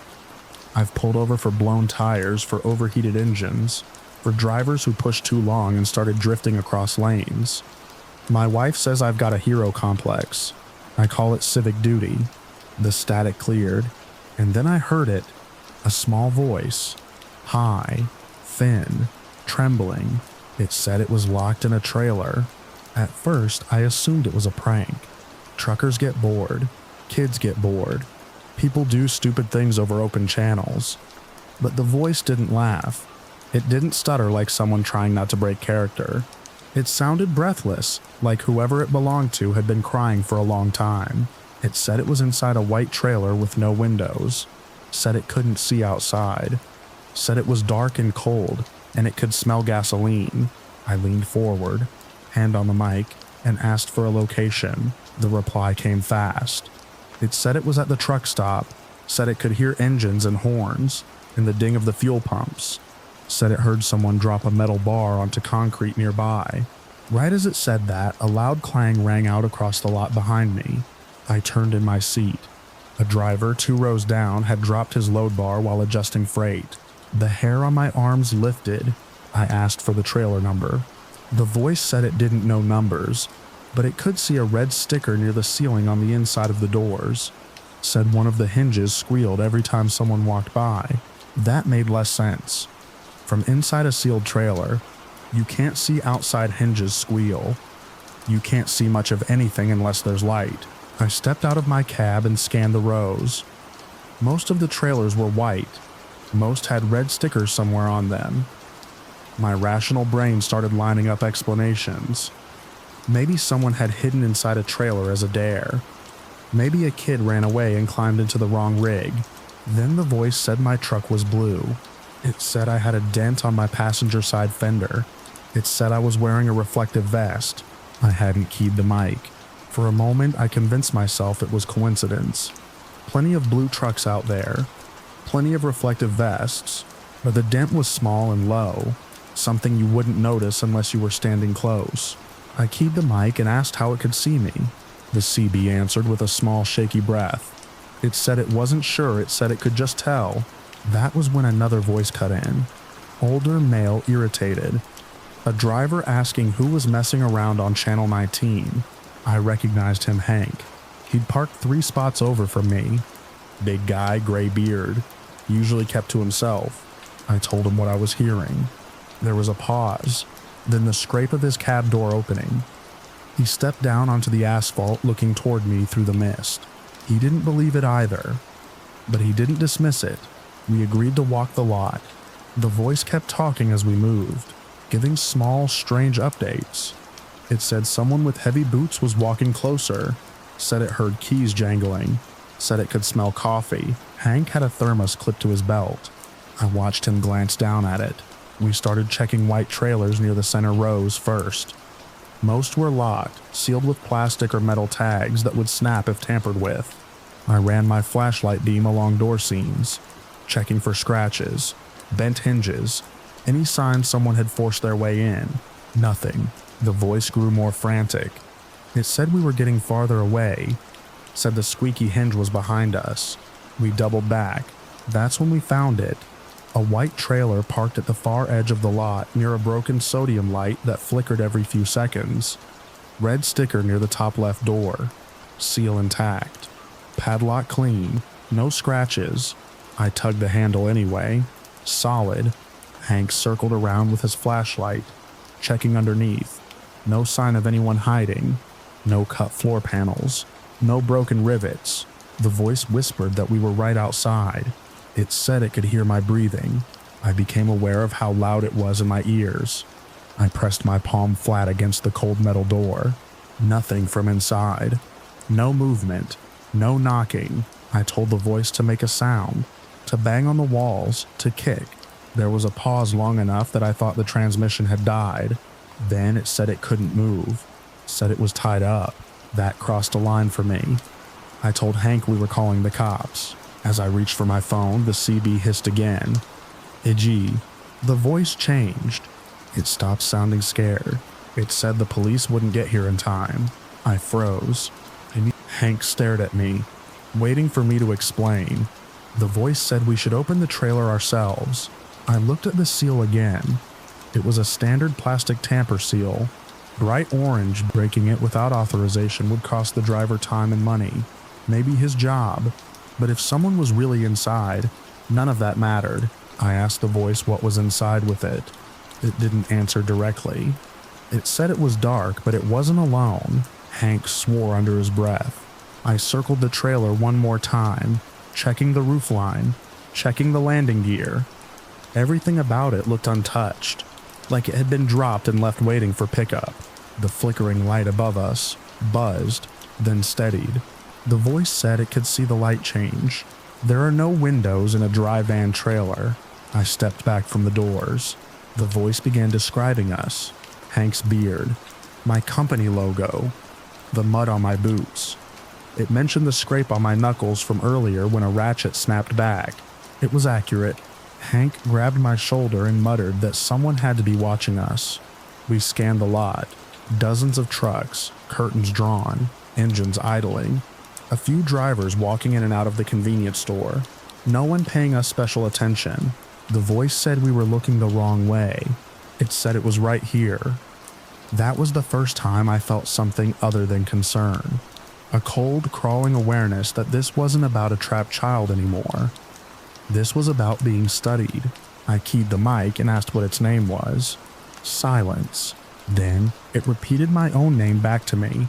I had never said it over the radio. Hank's face lost what little color it had.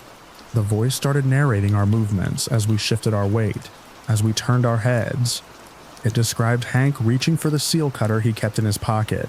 He hadn't taken it out yet. He looked down at his pocket like it had betrayed him. The mist thickened around the edges of the lot, blurring the far rows of trailers into pale shapes. The truck stop lights hummed.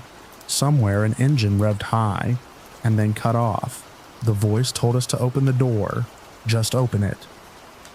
It said we'd understand if we saw. My hand hovered near the seal.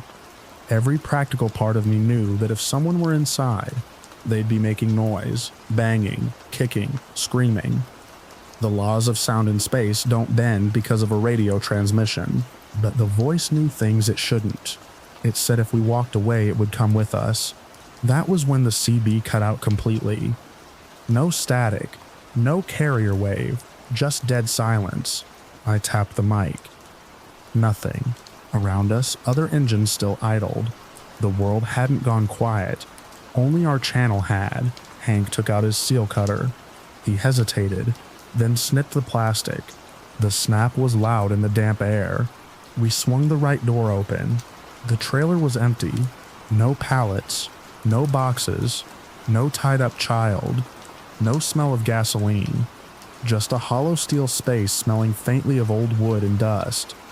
My flashlight beam traveled the length of it to the front wall and back. Nothing moved. Hank climbed up inside and stomped along the floor, checking for false panels. Solid. I stepped in behind him. The metal walls reflected our light and dull streaks. Our footsteps echoed in a way that made it hard to tell direction. The CB, still clipped to my belt, hissed back to life.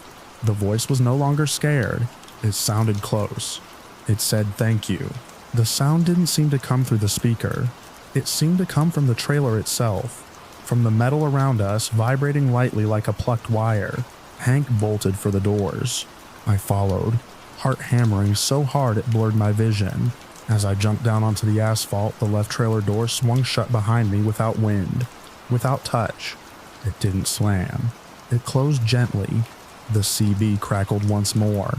The voice said it liked small spaces. Then the transmission dissolved into static, and stayed that way. Police arrived 20 minutes later. They took statements. They inspected the trailer. The shipping paperwork showed it had been delivered empty earlier that evening, and was scheduled for pickup the next morning. The seal we broke was logged. The yard camera showed Hank and me walking around it. No one else approached during that time. They checked my CB unit, nothing unusual. They asked if we'd been drinking. We hadn't. I finished my run the next day, but I kept the radio off. I told myself it was just someone with a scanner and a vantage point, maybe using binoculars from a darkened cab, a prank that got out of hand. But here's what stays with me. When I got home, I found a thin layer of dust on the floor of my trailer from where I had stepped inside it that night. I hadn't noticed at the time, but my boot prints had tracked it back into my cab. Fine gray powder from an empty van.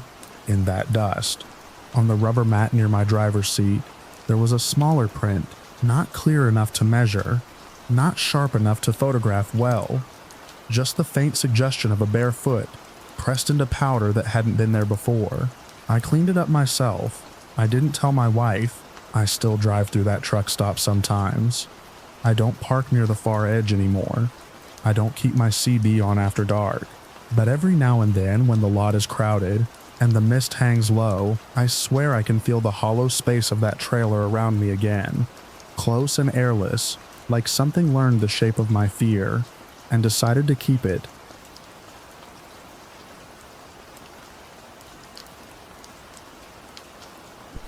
I heard the metal knocking before I shut off the engine. It wasn't loud, just a steady, patient tapping from the trailer behind me, like someone rapping a wrench against steel in an even rhythm. I'd pulled into the industrial lot outside Cedar Junction around 4 in the morning, parked between 2 empty flatbeds and set the brakes. The place was dead quiet. Sodium lights hummed overhead. The sky had that thin gray look it gets before dawn, when the night hasn't given up but the day is already pressing against it. The tapping didn't belong there. I've been driving 18 years. Refrigerated units thump, loose chains drag, brake lines chatter in the cold. I know the language of a rig, the way a mechanic knows the shape of his own hands. This wasn't any of that. It was too deliberate. 3 evenly spaced strikes, a pause, then 3 more. Not fast, not slow, just steady. I left the engine idling and listened. 3 taps. Pause. 3 taps. I told myself it was contraction from the temperature drop. Steel cooling before sunrise. The trailer was loaded with palletized hardware, boxed hinges and brackets bound for a distribution center 2 states over. Nothing alive, nothing loose. I'd checked the load myself when they sealed it. 3 taps. Pause. I shut off the engine. The sudden silence made the next set of knocks sound closer. I grabbed my flashlight and stepped down from the cab. The lot stretched empty in both directions. Rows of parked trailers sitting like sleeping animals. A security light flickered near the chain link fence. No wind. No traffic on the highway beyond the warehouses. The sound came again, clearer now that I was outside. 3 knocks. Hollow. Metallic. From the forward third of the trailer, I walked along the driver's side, boots crunching over old gravel. I pressed my palm flat against the aluminum siding. Cold. Still. The knocking came again, and I felt it faintly through the metal, a vibration that lined up with each tap. I crouched and checked the undercarriage. No loose cross members, no dangling lines. The tires were firm. I banged the mud flap with my fist. It flapped back without echo. 3 knocks. Pause. I moved to the rear doors and swung my light across the locking bars. The seal was intact. The number matched my paperwork. I leaned my ear against the door. The sound came again. It didn't echo like it was inside the cargo space. It felt closer to the outer skin, like someone drumming on the inside wall just inches from my head. I stepped back and scanned the lot. Nothing moved. The other trucks were dark. The warehouse offices were closed at that hour. The air smelled like cold concrete and diesel residue. 3 knocks. I walked back toward the front of the trailer, counting the rivet lines out of habit, tracking the location. The tapping shifted slightly forward, matching my position. I stopped. It stopped. I took 2 steps toward the nose of the trailer. 3 knocks. The sound had moved again. I stood still for a long moment, letting the quiet stretch out. My breath fogged in the beam of the flashlight. I told myself it was coincidence. Sound carries strangely around metal surfaces. It can bounce, travel, settle somewhere you don't expect. I took a step backward. Nothing. I took another step. 3 knocks. Closer to the center. The rhythm hadn't changed, but the placement had. It was tracking me. I don't spook easy. I've broken down in mountain passes in winter. I've slept through hailstorms that dented the hood. I've had strangers tug at my door handle at truck stops. There's always an explanation. There has to be. I walked slowly along the trailer again, testing it. With each step I took, the tapping resumed, keeping pace. When I stopped, it stopped. When I moved, it followed. I felt my skepticism thinning, not replaced by belief in anything specific, just worn down by the pattern. I climbed onto the side step near the landing gear and leaned up, stretching to reach the upper third of the trailer wall. My flashlight beam skimmed across the aluminum. That's when I saw the smear. It was faint, about 2 feet below the roofline, a dull streak against the brushed metal. I squinted and angled the light. It wasn't grime from the road. It had shape, 5 elongated marks spread slightly apart, as if a hand had pressed flat and dragged downward. The outline of fingers was clear enough to count. I stepped back down and stared up at it. The bottom of that smear was at least 9 feet off the ground. There were no ladders nearby, no stacked pallets, nothing someone could have climbed. Even standing on the landing gear step, I couldn't reach it without stretching awkwardly. And I'm over 6 feet tall. 3 knocks. The sound came again, directly behind that smear. I swallowed and moved my light higher. Above the first set of marks was another impression. Partial this time, like fingertips had pressed and lifted. The residue looked darker at the tips. I felt the hair along my arms rise despite the cold. I've hauled livestock before. When animals panic inside a trailer, they kick and slam. They leave dents, sometimes blood. This wasn't that. There were no dents, no buckling of the panel, just those deliberate marks. 3 knocks. I pressed my palm against the metal below the smear, trying to match the size. My hand fit inside the outline easily. The marks were longer, the fingers narrower. The tapping shifted slightly upward, aligning with where my hand rested. I pulled back fast enough that my heel slipped on gravel. The lot stayed empty. The other trucks stayed dark. I circled to the passenger side. The metal was clean at first glance. Then halfway down, near the same height as the marks on the driver's side, I saw another set, this one clearer. A full handprint, fingers splayed, with a faint streak trailing down. The texture looked oily, almost damp against the aluminum. 3 knocks. This time the vibration felt closer to the outer skin than before, as if whatever made it wasn't deep inside the trailer but just beyond the panel. I forced myself to think through possibilities. Someone could have climbed up earlier, at the shipper, at a rest area. Maybe a prank, maybe some kid scaling trailers for fun. But I'd been with the rig since pickup. I'd done a walk around before leaving. There hadn't been anything on the sides then. The knocks resumed, and I realized something else. They weren't random anymore. Let my for the Sibioni. They were matching the tempo of my breathing. When I inhaled sharply, the next set came faster. When I tried to slow down, the tapping stretched out, spacing itself wider, like it was sinking to the rise and fall of my chest. I held my breath. Silence. I kept holding it until my lungs burned. Nothing. I exhaled slowly. 3 knocks. Softer but aligned with that release of air. A tightness settled behind my ribs that had nothing to do with the cold. I stepped back from the trailer entirely and walked 10 paces away into the open lot. I stood there, flashlight lowered, and stared at the rig. From a distance it looked normal. A long white box under harsh lights. No movement. No shadow shifting.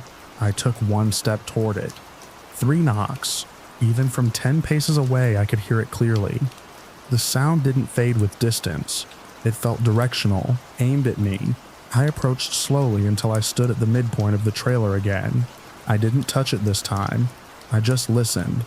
The tapping moved along the interior wall, traveling horizontally, keeping exact alignment with my position. I walked toward the rear. It followed. I walked toward the nose. It followed. The rhythm stayed steady, patient.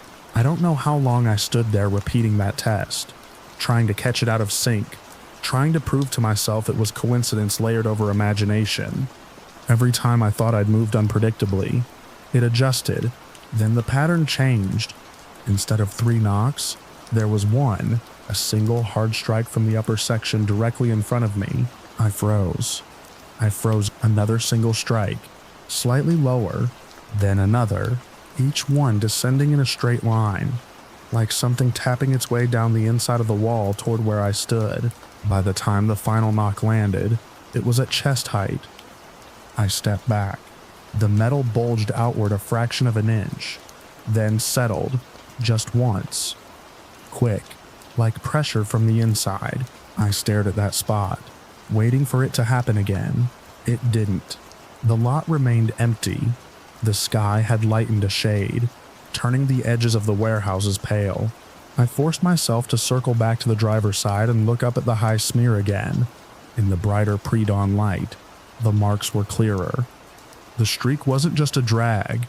It had ridges within it, fine parallel lines like skin texture. Below it, new marks had appeared, lower. Within my reach, 5 fresh smudges pressed into the metal, aligned vertically, as if something had braced itself there. They hadn't been there minutes earlier. I was sure of that. My heartbeat thudded in my ears. 3 knocks. But now they came from the lower section, directly behind the new marks. I stepped closer without meaning to. The metal felt warmer under my palm. The tapping accelerated briefly, then returned to its steady rhythm. For a second, I had the irrational thought that if I matched it, if I tapped back in the same pattern, it might stop. I lifted my knuckles and struck the metal 3 times. The response was immediate. 3 knocks from inside, perfectly timed between mine. I stopped. Silence stretched. Then slowly, one more knock came from inside, exactly where my forehead would have been if I'd leaned forward.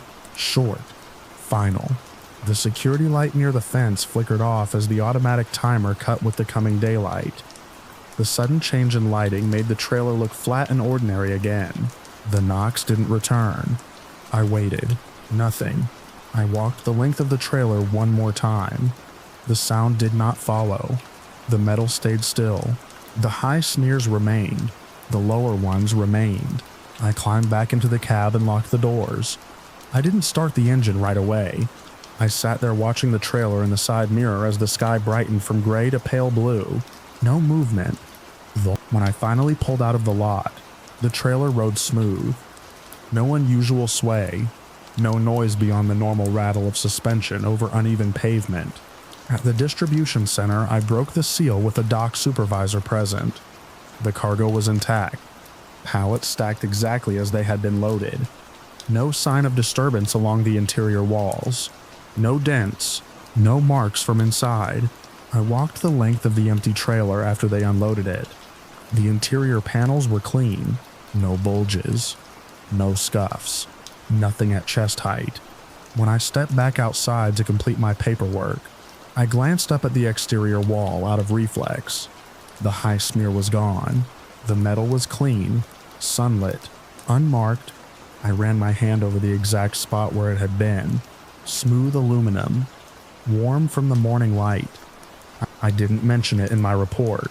There's no box to check for rhythmic knocking that follows your breathing. No code for handprints that appear where no one could stand. I've replayed that pre-dawn hour more times than I care to admit. I've tried to line it up with temperature shifts, stress, lack of sleep. I've driven that same route since, parked in that same lot once, just to see if it would happen again. It hasn't, but sometimes when I shut off the engine in the dark, and the cab goes quiet, I find myself holding my breath without meaning to, and every so often, in that suspended second before I exhale, I can feel the memory of 3 patient knocks waiting on the other side of the metal.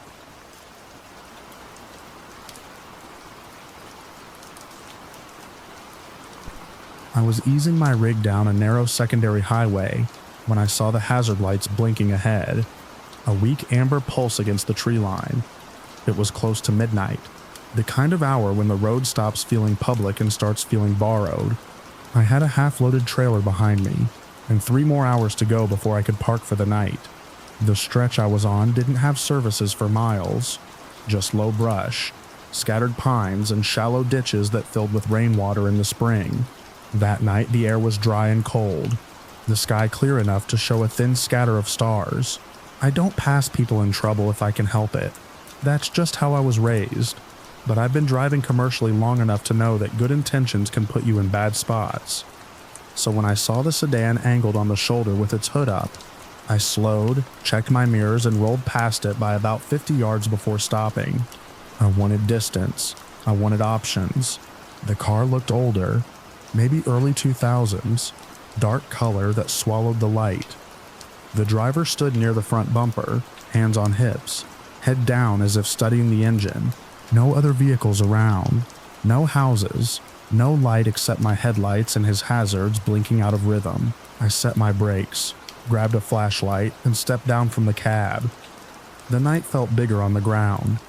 My engine idled behind me, steady and loud enough to be reassuring. I kept my phone in my jacket pocket, already open to the emergency screen. As I walked back toward the sedan, I took in what I could. The driver was a man, mid-30s maybe, average build, ball cap pulled low. He turned when he heard my boots on the pavement and lifted a hand in a quick wave. He didn't look frantic. That was the first thing that stuck out to me. Most people stranded at that hour look relieved or embarrassed or some mix of both. He looked composed. I stopped a few feet short of the front bumper and kept the flashlight low, not shining it in his face but not leaving myself blind either. I asked what was going on. He said the car had overheated, said he'd been driving for about 20 minutes when the temperature gauge spiked. He gestured at the open hood. His voice was steady, almost flat. I asked if he'd called for a tow.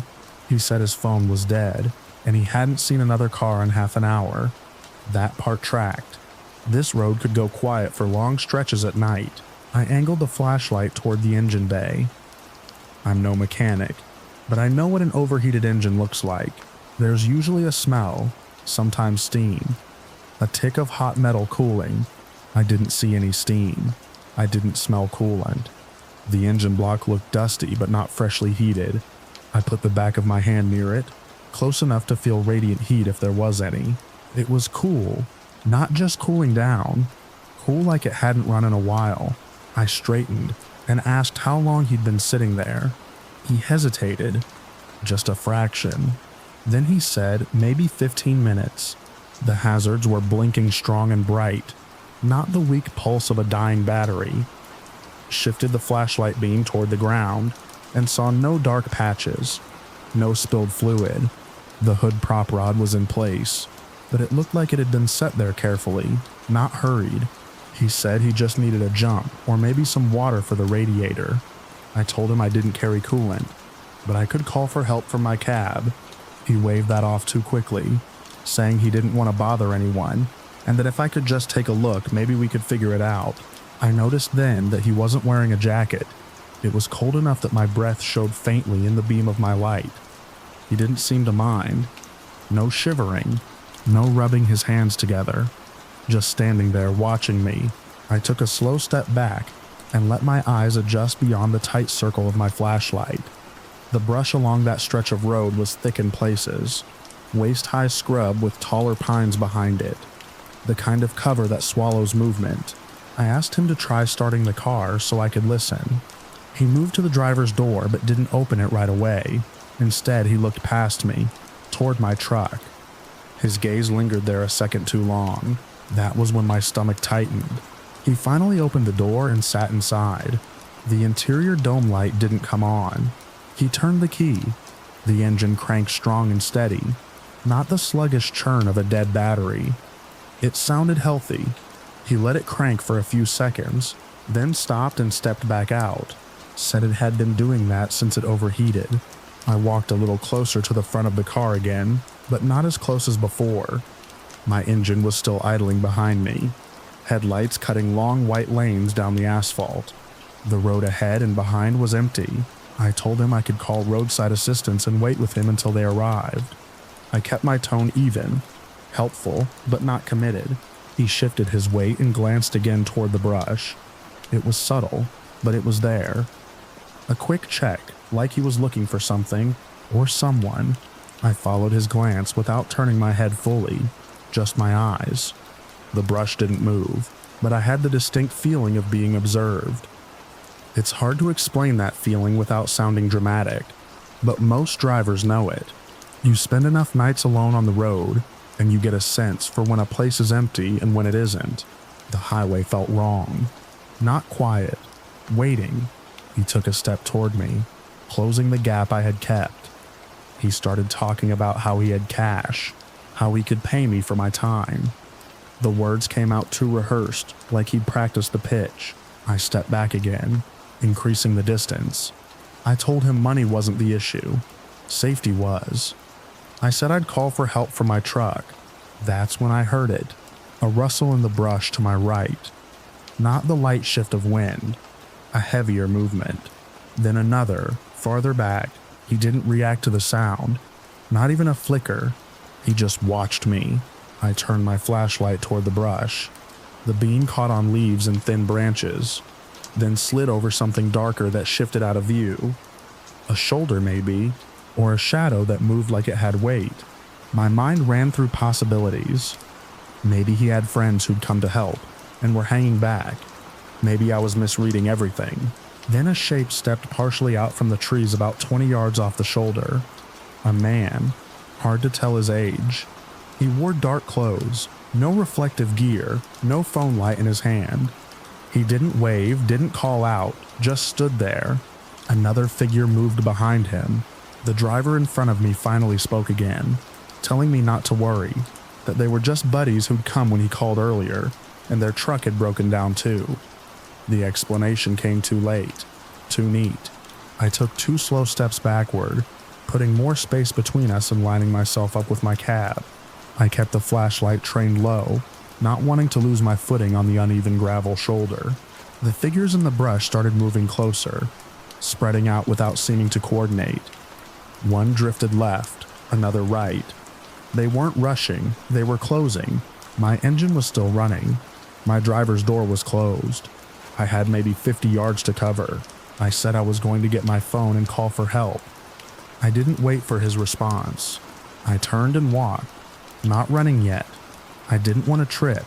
Gravel shifted under my boots. I could hear movement behind me now. Faster through the brush, branches snapping. Halfway to my truck, I heard footsteps hit the pavement. That was enough. I broke into a run, boots pounding the asphalt, breath sharp in my chest. My mind narrowed to a single goal: get inside, lock the doors, move. I reached the cab, grabbed the handle, and hauled myself up. My hands felt clumsy on the metal. I pulled the door shut and hit the lock just as a hand slapped against the side of the truck.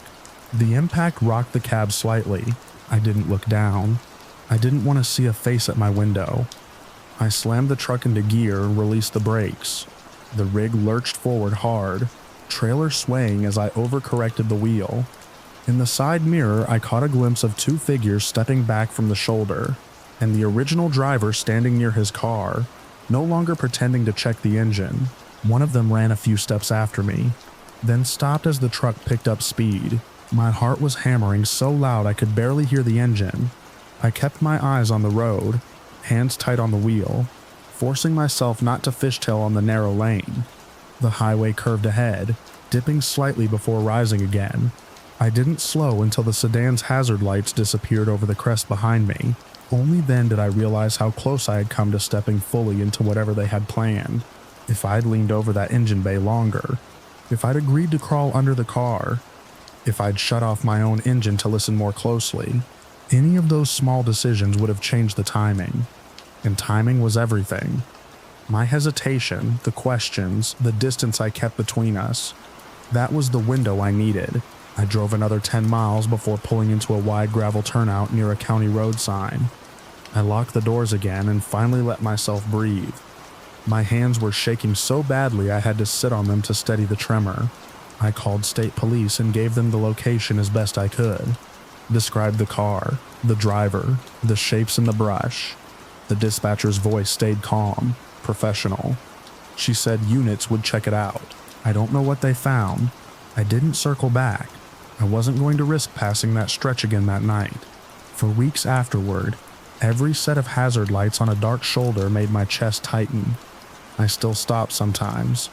I still help when it feels right, but I do it differently now. I park farther ahead.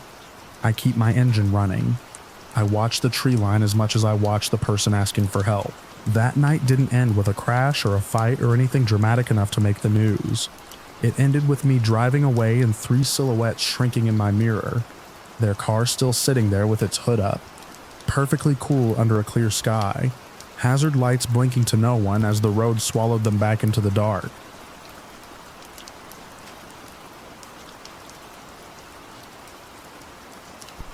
I first noticed him outside Amarillo, parked under a light that buzzed like it was chewing on the dark.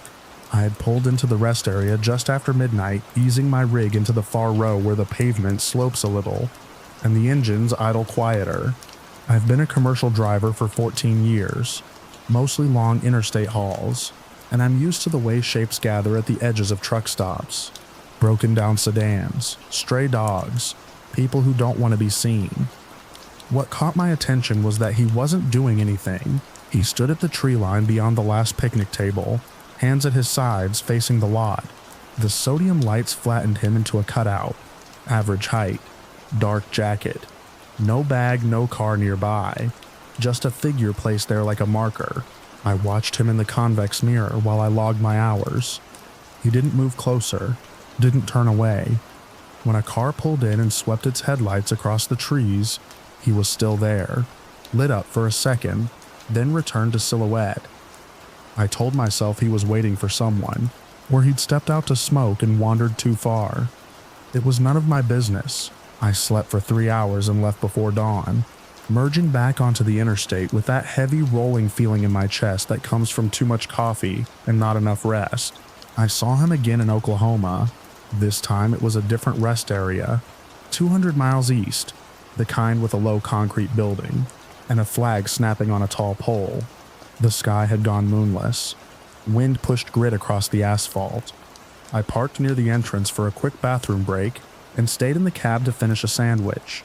When I glanced up, there he was at the edge of the grass, just beyond the reach of the brightest light. Same posture, same stillness. There are coincidences you can shrug off, and then there are repetitions that land wrong in your body. I felt it in my shoulders first, a tightening that made me sit up straighter. I checked the lot carefully. No vehicle idling near him, no one walking toward him. He wasn't on a phone. He was just there, oriented toward the trucks. I locked my doors.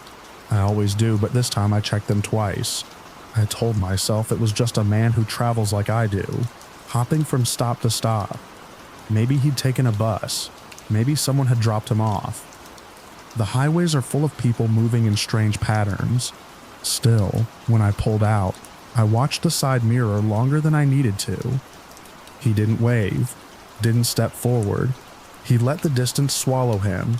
By the time I crossed into Arkansas, the thought had settled into something heavier. Not panic, not yet, more like a pressure behind the eyes. The third sighting happened near a river crossing, at a rest area built on a bluff. It was after 2 a.m. The lot was mostly empty, just a refrigerated trailer humming at the far end. I parked facing outward, a habit from years of wanting a quick exit if something felt off. I didn't see him at first. I shut down the engine, listened to the ticking metal cool, and reached for my logbook. That's when my headlights flickered against something at the far perimeter. I leaned forward, peering past the glare. He stood near the railing overlooking the dark drop toward the river, not looking at the water, looking at me. 3 states, 3 rest areas. No change in clothing that I could see. No sign of fatigue, just that same quiet placement at the edge of wherever I stopped. My mind started doing what it does when a route closes unexpectedly. It rerouted. I checked my mirrors for anyone who might be tailing me. I tried to remember if I'd cut someone off earlier in the week, if I'd had words with another driver. But I keep to myself. I haul freight. I don't invite trouble. I stayed in the cab that night and didn't sleep. Every time I closed my eyes, I saw him standing in the periphery, like a stain that doesn't wash out. At dawn, I stepped down from the cab to do a quick walk-around inspection. The air was damp, smelling faintly of mud from the river below. I moved methodically, checking tires, lights, straps. When I rounded the front of the truck, something small caught my eye on the passenger side mirror. It hung by a thin piece of twine, looped carefully around the mirror arm. A small wooden figure. It was hand-carved, rough but deliberate. The shape of a person with no face, just shallow grooves where eyes might be. The wood was pale, freshly cut, the grain still bright. It swayed slightly in the morning breeze, tapping softly against the mirror housing. I stood there longer than I should have. There are only a few ways that thing could have gotten there. Either someone climbed up while I was inside, or it had been attached earlier and I'd somehow missed it. I know my truck. I check it every stop. I would have seen it. I scanned the rest area.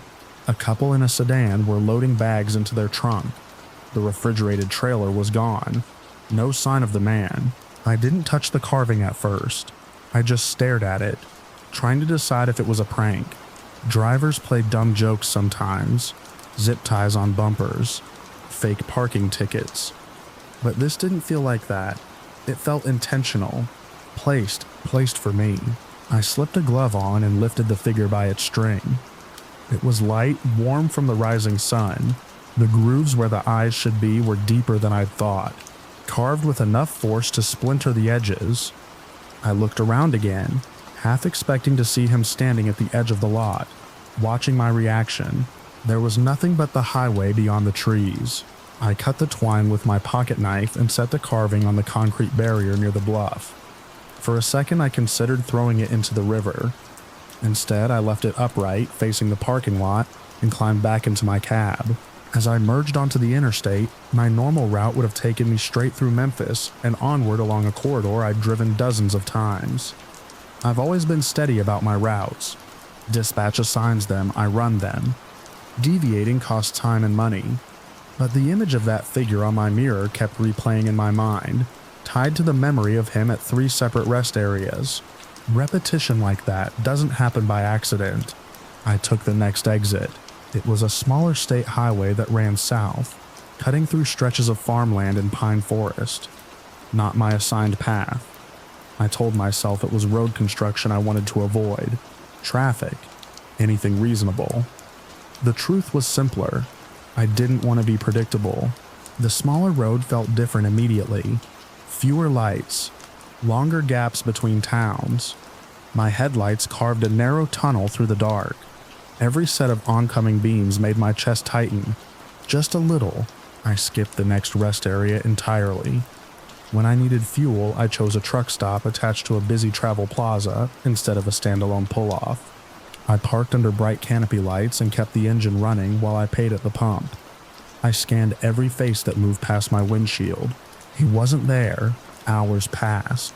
The sky shifted from black to a thin gray. My nerves settled into something dull and constant, like background static. I started to feel foolish. Maybe the wooden figure had been a random act. Maybe I'd built a pattern out of separate moments.